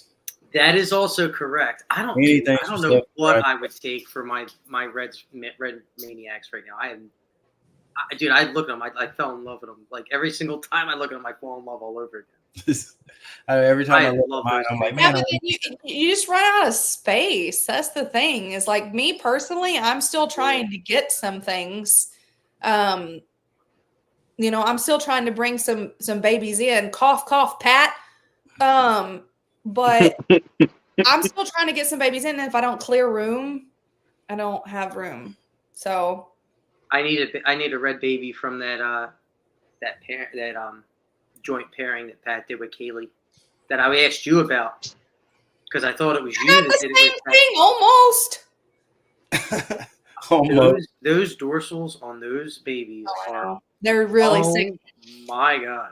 That's the crazy thing is so those two sires are brothers, and we were really curious as to whether or not either one of them would be red dominant because Chondros is red dominant. He was paired to a red female, and the one that Pat's got at his house, that one ended up proving to be red dominant, but the one that I have here did not, because they were both paired to yellow females. Yellow. The Manicore I got from Pat is what sired the first clutch, and then he was the one that bred this female that just ovulated back to back. He's been breeding for a year straight almost. That's like some good stuff. Dude, God, I mean, I don't want to toot my own horn, but the male I got from Patrick I love it because, I mean, I'm a locality guy. I love localities, and that snake is just electric blue going down. And that was one of my questions too, Chuck. Like, what is y'all's favorite locality and why? And what's your favorite designer line and why? I've been going wait. Before you even go, how about y'all plug yourselves? We're already at an hour and 37 minutes. So go ahead and y'all plug yourselves where people can find you. Plug? What's that mean? Help people. This is where it gets weird, Lupe. You gotta plug yourself. Like I thought this was gonna be a nice, friendly show. It is. No, where people can go and find you. Straight to the gutter. Only on Instagram. I mean, I have a Facebook, but I don't go on it. But only on Instagram. Chill Chondros. Message me. If you can't get in touch with me with a message, just at me in on a comment in one of my posts. It's an easier way to get my attention to check my messages because the ones that go to requests, I don't really look at them that often. They just hide or it's just spam. Yeah, it sucks. Yeah, Carly. Yeah, I mean, I'm pretty much the same. I've got mine on Instagram. I do have a Facebook, but I pretty much just post to Instagram and it just automatically goes to the Facebook because I've clicked that button. And then I'm pretty active in the green tree groups on Facebook. Nice. Same here. Instagram that's connected to my Facebook. So once I post Instagram, it goes automatically to Facebook. But I believe my Facebook is GSJ Chondros. So you might want to look that up on there. I'm not sure if it is or not, but GSJ Chondros. What's that? You got to change that. I tried to change it. It wouldn't let me. So I was only able to add it next to it in parentheses. Oh, I saw that. Yeah. Okay. I know what you're talking about. Okay. Yeah. So in I guess the big bold one is GSJ Chondros, but it has Space City beside it. So, but yeah, Instagram or Facebook. That's how y'all can get hold of me. Cool. Yes, about the same with me on Instagram, legless_luxuries, and on Facebook, Legless Luxuries, YouTube as well, but I don't really post on YouTube anymore. So, but yeah, that's it. I'm generally quick to respond if anyone messages me. So. Okay, now go ahead with the question. What was the question?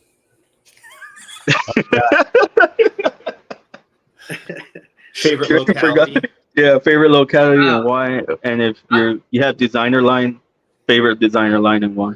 Let's go backwards. Jason's first. Go First, okay. Favorite locality, definitely Aru. That's what I fell in love with from the start, and that was my first chondro. So I just love their shade of green and lots of white speckling and those blue bellies and blue sides. That just does it for me, especially if you get one that's got a lot of that blue and a lot of white. It's just beautiful. As far as designer, I really like the blue stuff. Like, Garrick's stuff just blows my mind, especially considering that he's done it all with basically locality animals. It's wild to me that it's not all Trooper Walsh or Vinsky, those blue lines and stuff. So yeah. I mean, just in general, any type of blue strain of blue line of chondro is my favorite designer stuff. Okay. I'd probably say the Maruke. I don't know why. I guess because if I was to cross it out, it's going to produce something spectacular either way. Anything you cross with a Maruke is going to be pretty nice. But designer, probably the blue line as well. I mean, I got a lot of blue line stuff now. So, I got some stuff that traces back to Trooper Walsh. I got a lot of Garrick stuff as well. So probably my blue line designer stuff. I go back and forth. I like personally, Beox are kind of worried. They're a wild card and they go so well with literally everything. So a close second are the red sarongs. I have not been successful in getting my hands on any of them, but it is what it is. As far as the designer stuff goes, I love the splash line, which is why I really like I really like your guy. But the high yellow stuff, that's a lot more where I would care to be. Lemon tree, but you don't see a whole lot of those. They've pretty much just been, phased out. I would say the mainland animals are definitely my favorite, Vulture and Uteranus, specifically Maniquari. I knew it. Yeah, dude, I'm a dorsal guy. So Maniquari, Sarong Artifact stuff on the West Coast, and then on the East Coast, I'm definitely going with Jaipur Larry. I like anything with a thick blue dorsal for sure. And then, I'm just going to stay pretty consistent with my favorite designer line is going to be Glazer stuff. I love Glazer stuff, and I mean the best Neos there are yellow, but it just anything with it, just an electric blue dorsal that's connected, and that's what. Has the Glacier line produced any red, or is it all? I'll be honest with you. I'm not very educated on the lineages of it. Pat probably does know. I'm sure there's a Glacier. Somebody posted. Who was that? Was Sal? Sal posted a red Glacier line animal. So that was outcrossed with something else. I think that was outcrossed with like a Rico Walter Signal Herp animal, but like the pure, like real Glazer line stuff. If I'm not mistaken, I mean all of the ones that you want to keep are yellow. I'm sure there's red somewhere there. Red. Yeah, there is red. Okay. Yeah, but they're just. I mean, they're. Anybody looks it I up. If I was to get a Glacier, I would go with a yellow. They're unbelievable. Yellows are awesome. Freaking beautiful. Yeah, they're amazing animals. And the yellows always have a better contrasting blue dorsal than the reds do. That electric neon cyan blue going down the back. God, it is just the only, one of the only reds that has that I've seen that's super thick and dominant. And it's my favorite green tree in the actual hobby is Socrates' Starscream, which is a red Neonate Maniquari male from Bushmaster. And Starscream is in my opinion, it's a dream animal to create stuff that looks like that. It is just unbelievable, and it was an import. Like that's how it came in. You know, humans didn't mess it up. It's the way God intended it to be on. Well, the there's a lot of them that are just. I mean, is Aquaberry, I believe. What about? So Alex Warren owns Aquaberry, and That's Alex. Okay. that is the pairing I have. When I bought that male off Patrick, Patrick said, "Yo, take that male, put that to your Aru, and you could get babies that look like Aquaberry." So they won't have the connected thick dorsal if I'm even lucky enough to hatch them out. But the goal or the aim behind the clutch that I have that will be mostly available to folks should have the potential to look like Aquaberry. It's such a good looking snake. Yeah, it is. Oh, he's amazing. I mean, that's like the classic. When people ask me what yellow neonates look like, I'm like, well, you know, they're gonna really hardcore vary, but okay, Aquaberry is mainland to Aru. I mean, that's like just staple, that like bright neon green to the bright blue. It's just such a good look. It is. It really is. I love that. That electric blue. That's my jam. It really is my jam. Who in the States is working with the Glazer line? If I'm not mistaken, there's like one or two, and I don't know who have them. I started to say, I don't know anybody in the States. This is the animal I got from Patrick, I don't know if that's even. It's not even going to show up. Yeah, you can't even see it. No. I mean, no, it's not going to Their show phone up. sucks. It does. Oh, there it is. Yeah, at that angle. Right there, right there. You can kind of see it. Right there. You can't even see That's it. nice. Yeah. It's just such classic. Oh my God, Look it's to beautiful. it. I got that from Patrick, and I'm gonna be honest. The pictures that Patrick took when he sent them to me, because he doesn't screw with filters and stuff, which most of us don't. But he sent me the pictures he sent me. I'm like, that's a nice snake, and then I got it, and I was like, wow, get the heck out of here! Like this is mine. Like this is my pet now, dude. I was so excited. Like I love that thing. I just want to like run around the house with it and just show everybody. Everyone that comes over, I'm like, oh, you want to see my snake? I really think that unless you're breaking out, and I bought a big fancy camera. Do I have any idea how to use it? Absolutely not. But I'm convinced, and I got that because the Chondros younger sibling that I have got, I just can't pick up the blue that's creeping in. The animal's only 3, and I can't pick up the blue that's creeping in. Sun going down in the shade. The phone just won't pick it up. That camera will. Not that I know how to focus the camera, but I'm working on it. Chris, it's the picture that I sent you for the promo for this thing. That's the snake. Yeah. You just send it to me right now. No, you put it on the thing. I sent it to you. You put it on the reel. Yeah, the one. Oh. That is. Okay. Well, hold up. Prior to the first clutch that I had this year, and then the one that I just had the female ovulate from, and then the one that I'm going to pair again in September. I love that snake so much. He's gonna use him for everything. Dude, I don't care. He's a yellow, bro. I love that snake. Hey, if he's doing the job, I mean. Hey, y'all's reel hit like 1,200 playbacks. Awesome. Oh yeah. I just think that there's definitely places for like yellows. They just hit differently. I love some that. things. Oh my gosh. That's my dream right there. It's a nice animal. That's nice. That's what I've got. One of my favorite animals that I've got in here now is that yellow one that I got from John Leckie. She was a yellow and she's stunning. She's got hardly any green on her. You just recently got that one, right? Yeah. Yeah, that one's really nice. Yeah. No. I don't know. I like the yellow ones. Yellow's my favorite color. So Yeah. That was the one I sent you, that female that I got in a couple months ago. yeah, I like that. That's nice. Beautiful. I definitely like that. So I got 2 more questions because I gotta hop off and go to work, guys. Nice. So where do y'all see the future of Chondro keeping going? I mean, I don't see it slowing down, dude. I mean, I don't either. Explosion.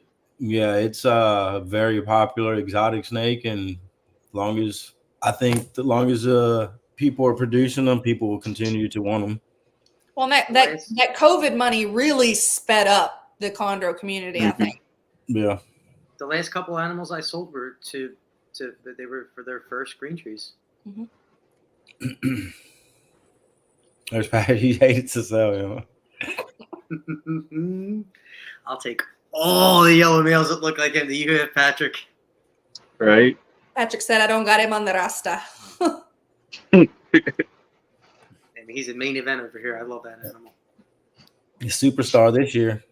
He's That's a what terrible it is. display Something that animal. doesn't All he work does for is, somebody works as soon for- as I pull him out of the female's enclosure, he literally, like, he'll spend 2 days under the puppy pad. He gets mad at me. Like, all right, you took my piece of, you took my girlfriend away. Like, I don't even want to talk to you anymore. Terrible display animal. Amazing breeder, an amazing feeder, but just doesn't sit on the perch, like, all the time. He grounds himself a lot, even when All he's the time. even when he's in his own enclosure by himself. All the time, bro. And there's no one in the room cycling. He just grounds himself because he's pissed off at me because he doesn't get to get laid.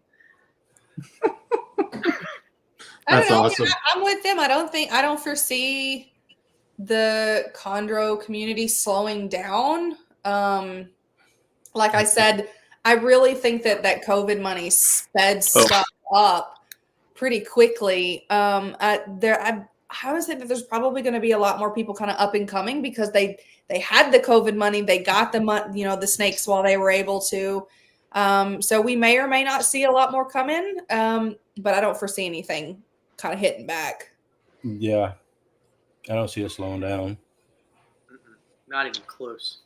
They haven't even got, I think green trees, northern emeralds, and Amazon tree boas are on the up and up. Arboreals are on the rise in popularity. Mm-hmm. They're simplified now, is what's happening. They're being demystified. A lot of people are having a lot of success with them. I think due to the nature of chondro breeding, though, we don't ever have to worry about it. The market being oversaturated, which is a good thing. It's a great point, Jason. You're 100% correct. Yeah, I agree. I like that sweet spot. Keeping's easy. Breeding is not. Breeding is still not easy. It's not for the faint of heart. No. Yeah, that's sad. That's It's sad. not even. I don't think Lupe and Chuck, y'all haven't lost a female to breeding, have you? Nope. No. I know a lot of people that have, and that made me nervous for that 1,600-gram girl that I was breeding because I've seen them when they get that big. When they ovulate, that just is too much, and they just drop dead. No, I didn't have any problems this year, thank God. So. See, that's why I asked, like, when do you know to not breed a female anymore? Like, when do you stop? I don't think any of us are that deep in our breeding careers, to be honest with you. We're all pretty much middle class. We're not the upper class yet. We're not the big people. Yeah, we're not off Fifth Avenue. We're still living in the suburbs. I mean, I would say go based on her weight, her body fat. If she's not if you don't think she looks up to breeding, don't breed her. No, I mean, if she looks like she's got 1 foot in the door, common sense. Yeah, Yeah. pretty much. Me, Carly, and Lupe are still cutting our own lawns, and we have above ground pools in Chondro Town. That's one of Patrick. He needs to answer that one. Yeah, that would be a Pat question. Yeah, Pat and Bill live across the street from each other in the cul-de-sac with the friggin' big houses in Chondro Town. I know, Right. the pool houses. My biggest clutch was 17, but I lost the majority of those eggs. Damn, 17 eggs. No, I got 17 as well. 11, but 10 good ones. Yeah. I'm sorry, 10 good ones, 9 went the distance. I had 16 hatch out. So I don't know if that's Lupe. How many did you end up having out of one clutch? The most was 14 out of one clutch, 2 14s, and then I only got 4 out the first. But I had at the very beginning, I think 48 fertile eggs this year. I had 16 and 7. Was that like 30, 33? 32? I don't math. So 16 and 7 is 23. Oh, I think she said 16, 17. Sorry. Lupe doesn't math either. Right? Patrick, Patrick- that's just irresponsible. Mm-hmm. Bill has the money. That's why he's traveling the country right now, or about to. Well, Dude, in I all want to do that fairness- too. In all fairness, Bill's anniversary is coming up. Like a lot of people travel the country for their anniversary. True. When you got Bill money, yeah. Bill's But been traveling Bill's got- every Bill freaking was year. an anesthesiologist, you guys. Like, Bill's got anesthesiologist money. Mm-hmm. And he banking then. He banking. That's all I got What to was your say. second question? You said you had two. What is one thing you would change in the hobby/industry and why? Oh, good question. That is a good question. Oh. I'd say eliminate gatekeeping. Oh, there's so many freaking cults in the chondro community. I swear. Yeah, I would, I've had my I own agree with that. experiences, so yeah, I would say stop with the gatekeeping. Share your knowledge, please. It betters the whole community. Share I your don't think knowledge, that's an share your issue. snakes. I mean, there are several people out there that I know that they won't sell unless you've made a name for yourself. It's kind of like, it's like credit. You got to have credit to get credit. Mhm. And it's funny she says that. There's some more. There's some breeders out there that are definitely, I feel like they don't give you the time of day. If you've not already kind of proven, hey, I'm fine to spend X amount of money on a snake. If you've not already proven that, they're just going to automatically kind of loop you in with the tire kickers and they're just going to ignore you. So there's definitely some gatekeeping with information. There's gatekeeping with Selling. But on the opposite end, there are also, and that's I think what I would change, is there are some predators, I'll call them predators, out there that are just ready for a brand new chondro keeper to come in very quickly, and they're all of a sudden, let me give you all this knowledge, send your animal to me on a breeding loan, let me help you into this world. And they're predators, is what they are. And I don't think that the welcome to the chondro community should be getting fucked by those people. And it's funny you say that though, because I feel like that's happening a lot though now. It is. It's they prey and take advantage of people who just don't know any better. I fell victim to it. I straight did. I didn't send anybody an animal, but I got asked, and I still fell victim to thinking this person was all Hail Mary. I'm not naming no names. We already talked about this, me and you. Shush. Don't get in trouble.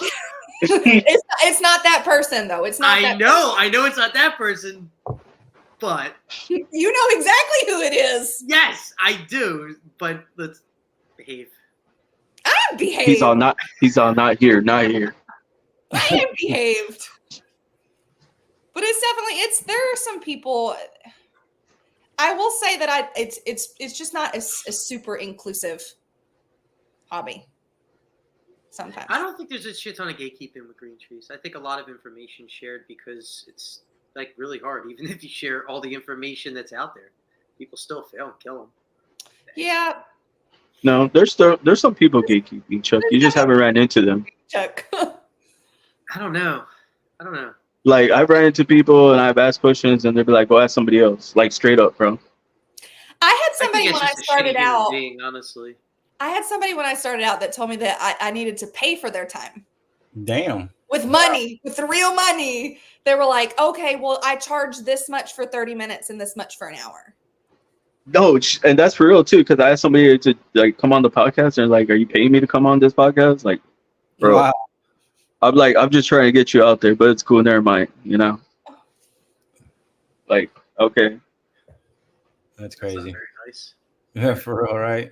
Doing you a favor. Right? I'm just trying to get you out there. Like, I'm just trying to meet new people, spread positivity, keep that thing going. But yeah, I don't know. There's a lot of stuff out there. But yeah. Oh, I was waiting for Lupa to answer. I'm sorry, guys. Oh man, I don't even know, man. That's a tough one, man. I kind of agree with Carly as far as the gatekeeping on sales, though. I mean, when I first got into it, I messaged a lot of people and didn't even get responses back. They just read it and they leave you on Yeah, red. I mean, and I had to acquire some high dollar stuff before I even got responses back from some of these people. But I mean, I can kind of understand too. They see somebody new coming in when an animal costs $4,000 or $5,000. They're like, oh, this person doesn't even have one yet, and is trying to get this one. I can kind of see where they're like, I don't want to sell it to this guy. But on the same, I mean, in the same retrospect, But look at Steven. A response would be nice, though. Yeah. So. I mean, Steven Saltzman went straight into the big heavy hitters. He spent a ton of money getting started. So, I mean, it's not out of the realm. Just everybody has to start somewhere. Yeah. Whether that be your first chondro that's, $800 or $1,200, or whether you just want to go all in and grab something that's $7,500. So I mean, I don't think that shooing anybody away or not taking the time just because you think that somebody's going to be a tire kicker, you think that somebody's not really in the league that you're working in. People are allowed to ask questions. I'm surprised Patrick doesn't even have a Patreon. I thought he did. A shitty human being, in my opinion. I would subscribe to a Patreon if Patrick had a Patreon. I would too, because I like his snakes. He has some gorgeous snakes. Him and Mark in Texas Chondro. Yeah. As many people that reach out to Patrick, him creating a Patreon page, it free up some of his time too. I know, right? I can't imagine. Check out the Patreon page. There's information Patrick on has there. time for everybody. When you got an issue, he answers it. That's awesome.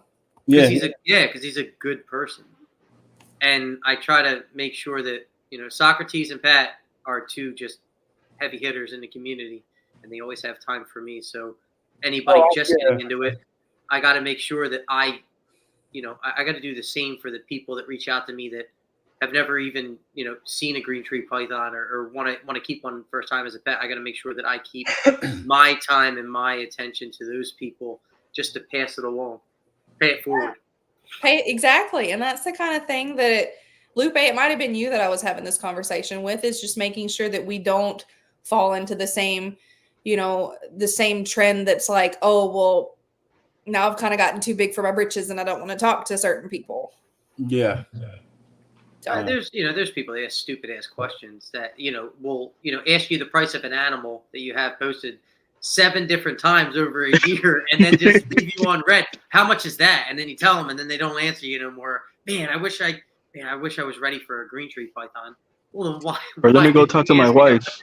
Yeah, but I mean, some people are just not very good when it comes to, I mean, when I started stuff out, I didn't know. You don't know until you ask. And if you're like me, when I started looking at stuff, I looked at Morph Market and I was like, okay, those are obviously like cruddy imports, but that's all that there was on Morph Market at the time. And then when people would post animals, they're like DM for information. If it's not out there readily, and because prices fluctuate, if it's not out there readily, no one's going to know the price. But no, I do agree that if somebody's asked you 7 different times, at that point, yes, I would stop responding.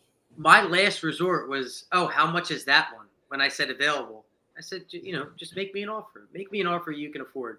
I'm not ready yet. Bro, I just type stuff out. I feel like that gets frustrating. Yeah. For real. I didn't even really get that frustrated. I was like, man, if like you're not interested, you can literally just say, dude, I am not ready to buy it. How much you sell it for, so I can educate myself on what the current market is. Like, just say that. Yeah, but you also, I'm sure you've seen the funny, they're not memes, but they're just like jokes that people will say just about Facebook Marketplace where the price is clearly listed. People will message you and say, is this still available? And then they're just crickets in the wind. Yeah, so, they like peel off or something like that in their car. I just think that that's human, I don't know, human nature to just do that sometimes. But it's just, for every 5 tire kickers that you get, there's going to be the one person that loops in that's like super interested in it. And they're like, hey, I'm really interested. But if you make an assumption about it, they're just going to go somewhere else. And then they've got a sour taste in their mouth about you. Oh, yeah. Everyone that reaches out to me, I make sure I get back to them with the most accurate answers, and usually I'm always the one left on red. Because when someone like sends me back something, I'll always make sure I respond with something, whether it be like a rock on or a thumbs up, even on their comment, just to let them know that I didn't look at it and dismiss it. All right, guys. We're ready at 2 hours and 5 minutes, and I appreciate you guys' time. That shit went quick, though. I'm not gonna lie, that went quick.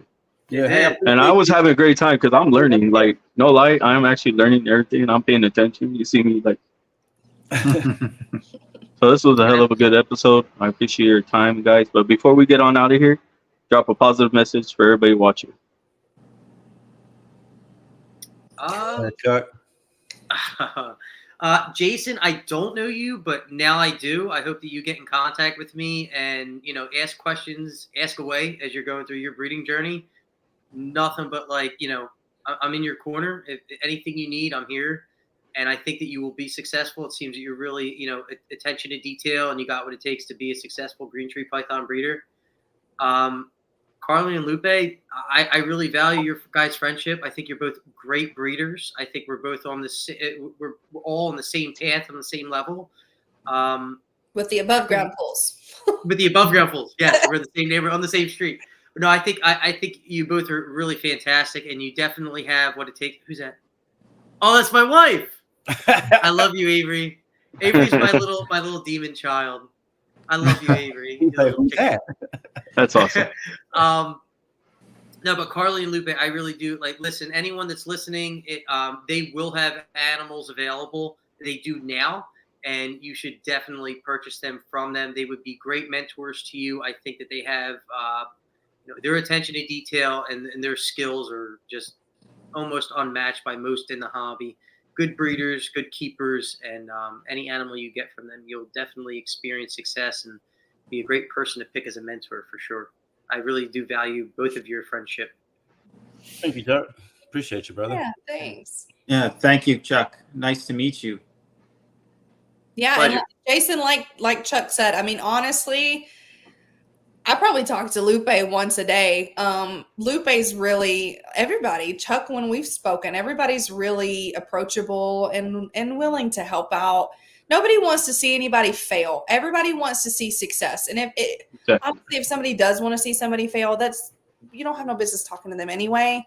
But everybody's pretty much here, as we've said. I for one have reached out and used plenty of friends in the industry, Pat, Tucker, Keno, Garrick. I mean, the list goes on for people who are really readily willing to help and be a community and be friendships. I mean, my very best friend is Kaylee from up at, Laramie. She was best friends with me. And then, we met online. We met through Reptiles. Some of the best friends that I have are. So, I mean, it's quick to make connections, and it's quick to have people who have got your back in any situation. Yeah, definitely. Yeah, I'd say don't be afraid, to go out there, take risks. Don't be afraid to ask questions either. If you're going through having problems with anything, as far as, any type of problem with a snake, whether it's an IR, breeding, incubation, just ask questions. Everybody's, there's a lot of people willing to help out there. But yeah, man, I don't know, just stay positive. Don't get it will try to stress you out. These animals do stress you out sometimes, and just stay positive and keep your head up and keep moving forward, and things will go your way. Yeah. Cool. I know one thing I was just going to say, as far as a message of positivity, is, from my own perspective, is that sometimes you just got to go with your gut. You can acquire lots of information and advice, and it's all good, and you should consider it all. But you got to consider your own circumstances too, and your own observations. And sometimes, you maybe go against the grain a little bit here and there, and go with your gut on something. And, you need to trust yourself. Breed your animals, like Chuck said. Right. Yep. and then leave it alone once you get eggs. Yeah, I'm good at that. I did. I mean, when I had my first Calculated clutch of risks. hognose snakes, so I mean, I did produce hognose. I was just about to ask that if you've produced something with what you have now. Yeah. I have with my hognose, and you know, I kind of did that to sort of get my feet wet. I mean, you might say, you know, it would be better to just go right into the chondros, but I wanted to do something that was, you know, easier and that was pretty straightforward with the process, and so I did that, and yeah, it worked out well. And I forget what my point was. It was, what did you say, Lupe, before? Because it was leading into it. No, well, I don't even know what you're talking about. Last thing I said was, you know, if you had bred anything that you had, you know, in your collection right now. Oh, right. Yeah. Well, anyway, yeah. So the hog nose, and that, you know, that went great for my first time. I didn't have success on my second attempt. The eggs just didn't go to the distance for some reason, but they were smaller than they were the year prior. So something weird happened. So anyway, but. Jason, just do yourself a favor. Forget everything you know about incubating hognose. Oh, I know. You I know. know. Believe me. Just forget everything. Hey, Jason, you do have incubator ready and whatnot, just in case these animals, the chondros you have paired now. Oh yeah. I have a nature spirit incubator. Is what I roll with. Okay. Are you familiar with the nature spirit incubators? I've heard of them, but I don't have them. But somebody we were just talking to has those things. Was it John Irby? Somebody. Yeah, I know a couple people do. But yeah, it's a nice thing. I mean, worked well for me first time I used it, and so yeah, I've got that ready to go. Well, I mean, if it works for you, like I said, Pat uses coolers. Yeah, like right. Pat uses coolers, right? Jason, you know what? My only form of advice is coolers. Ask stupid questions. Oh yeah. No question is a stupid question. Oh yeah. Yeah, you think it's dumb. You better fucking ask it so you don't lose the entire club. You know, and I'm sitting here asking these questions. I feel like stupid asking them too. No, I'm not gonna lie. The stupid questions are the ones that you don't ask, that you kill all your eggs or your animals. Or the ones that you ask and then you ignore. Oh my God, that's the worst. You spend all this time and then someone just doesn't listen to you.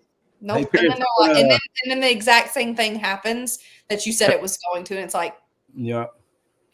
Should have followed that advice. And so, like, I had clutches. I hatched out leopard geckos. I hatched out ball pythons.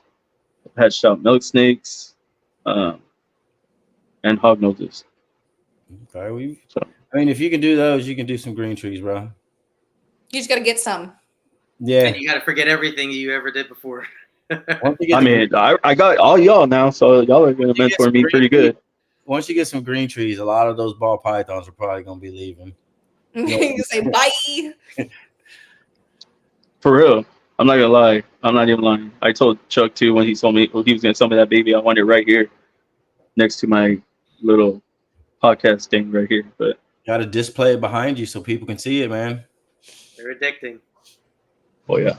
I'll put it right there then. You got space. I got space, yeah. I got a lot of space actually now. So you'll make space for those ball pythons. Hey man, I appreciate you for the invite on the show, man. It was a good show. Yeah, for real. Thanks. Yeah, thank you for having me. Thank you guys. Y'all took the time out of y'all's day to be here. So I appreciate you guys. Thank you very much. Yep. On that note, guys, we're gonna get on out of here. Just lift each other up, stay positive. All right. And make sure you check on your loved ones. Y'all have a good night. Thanks so much. Great night, meeting you all. All right, see y'all later. Thank you for watching.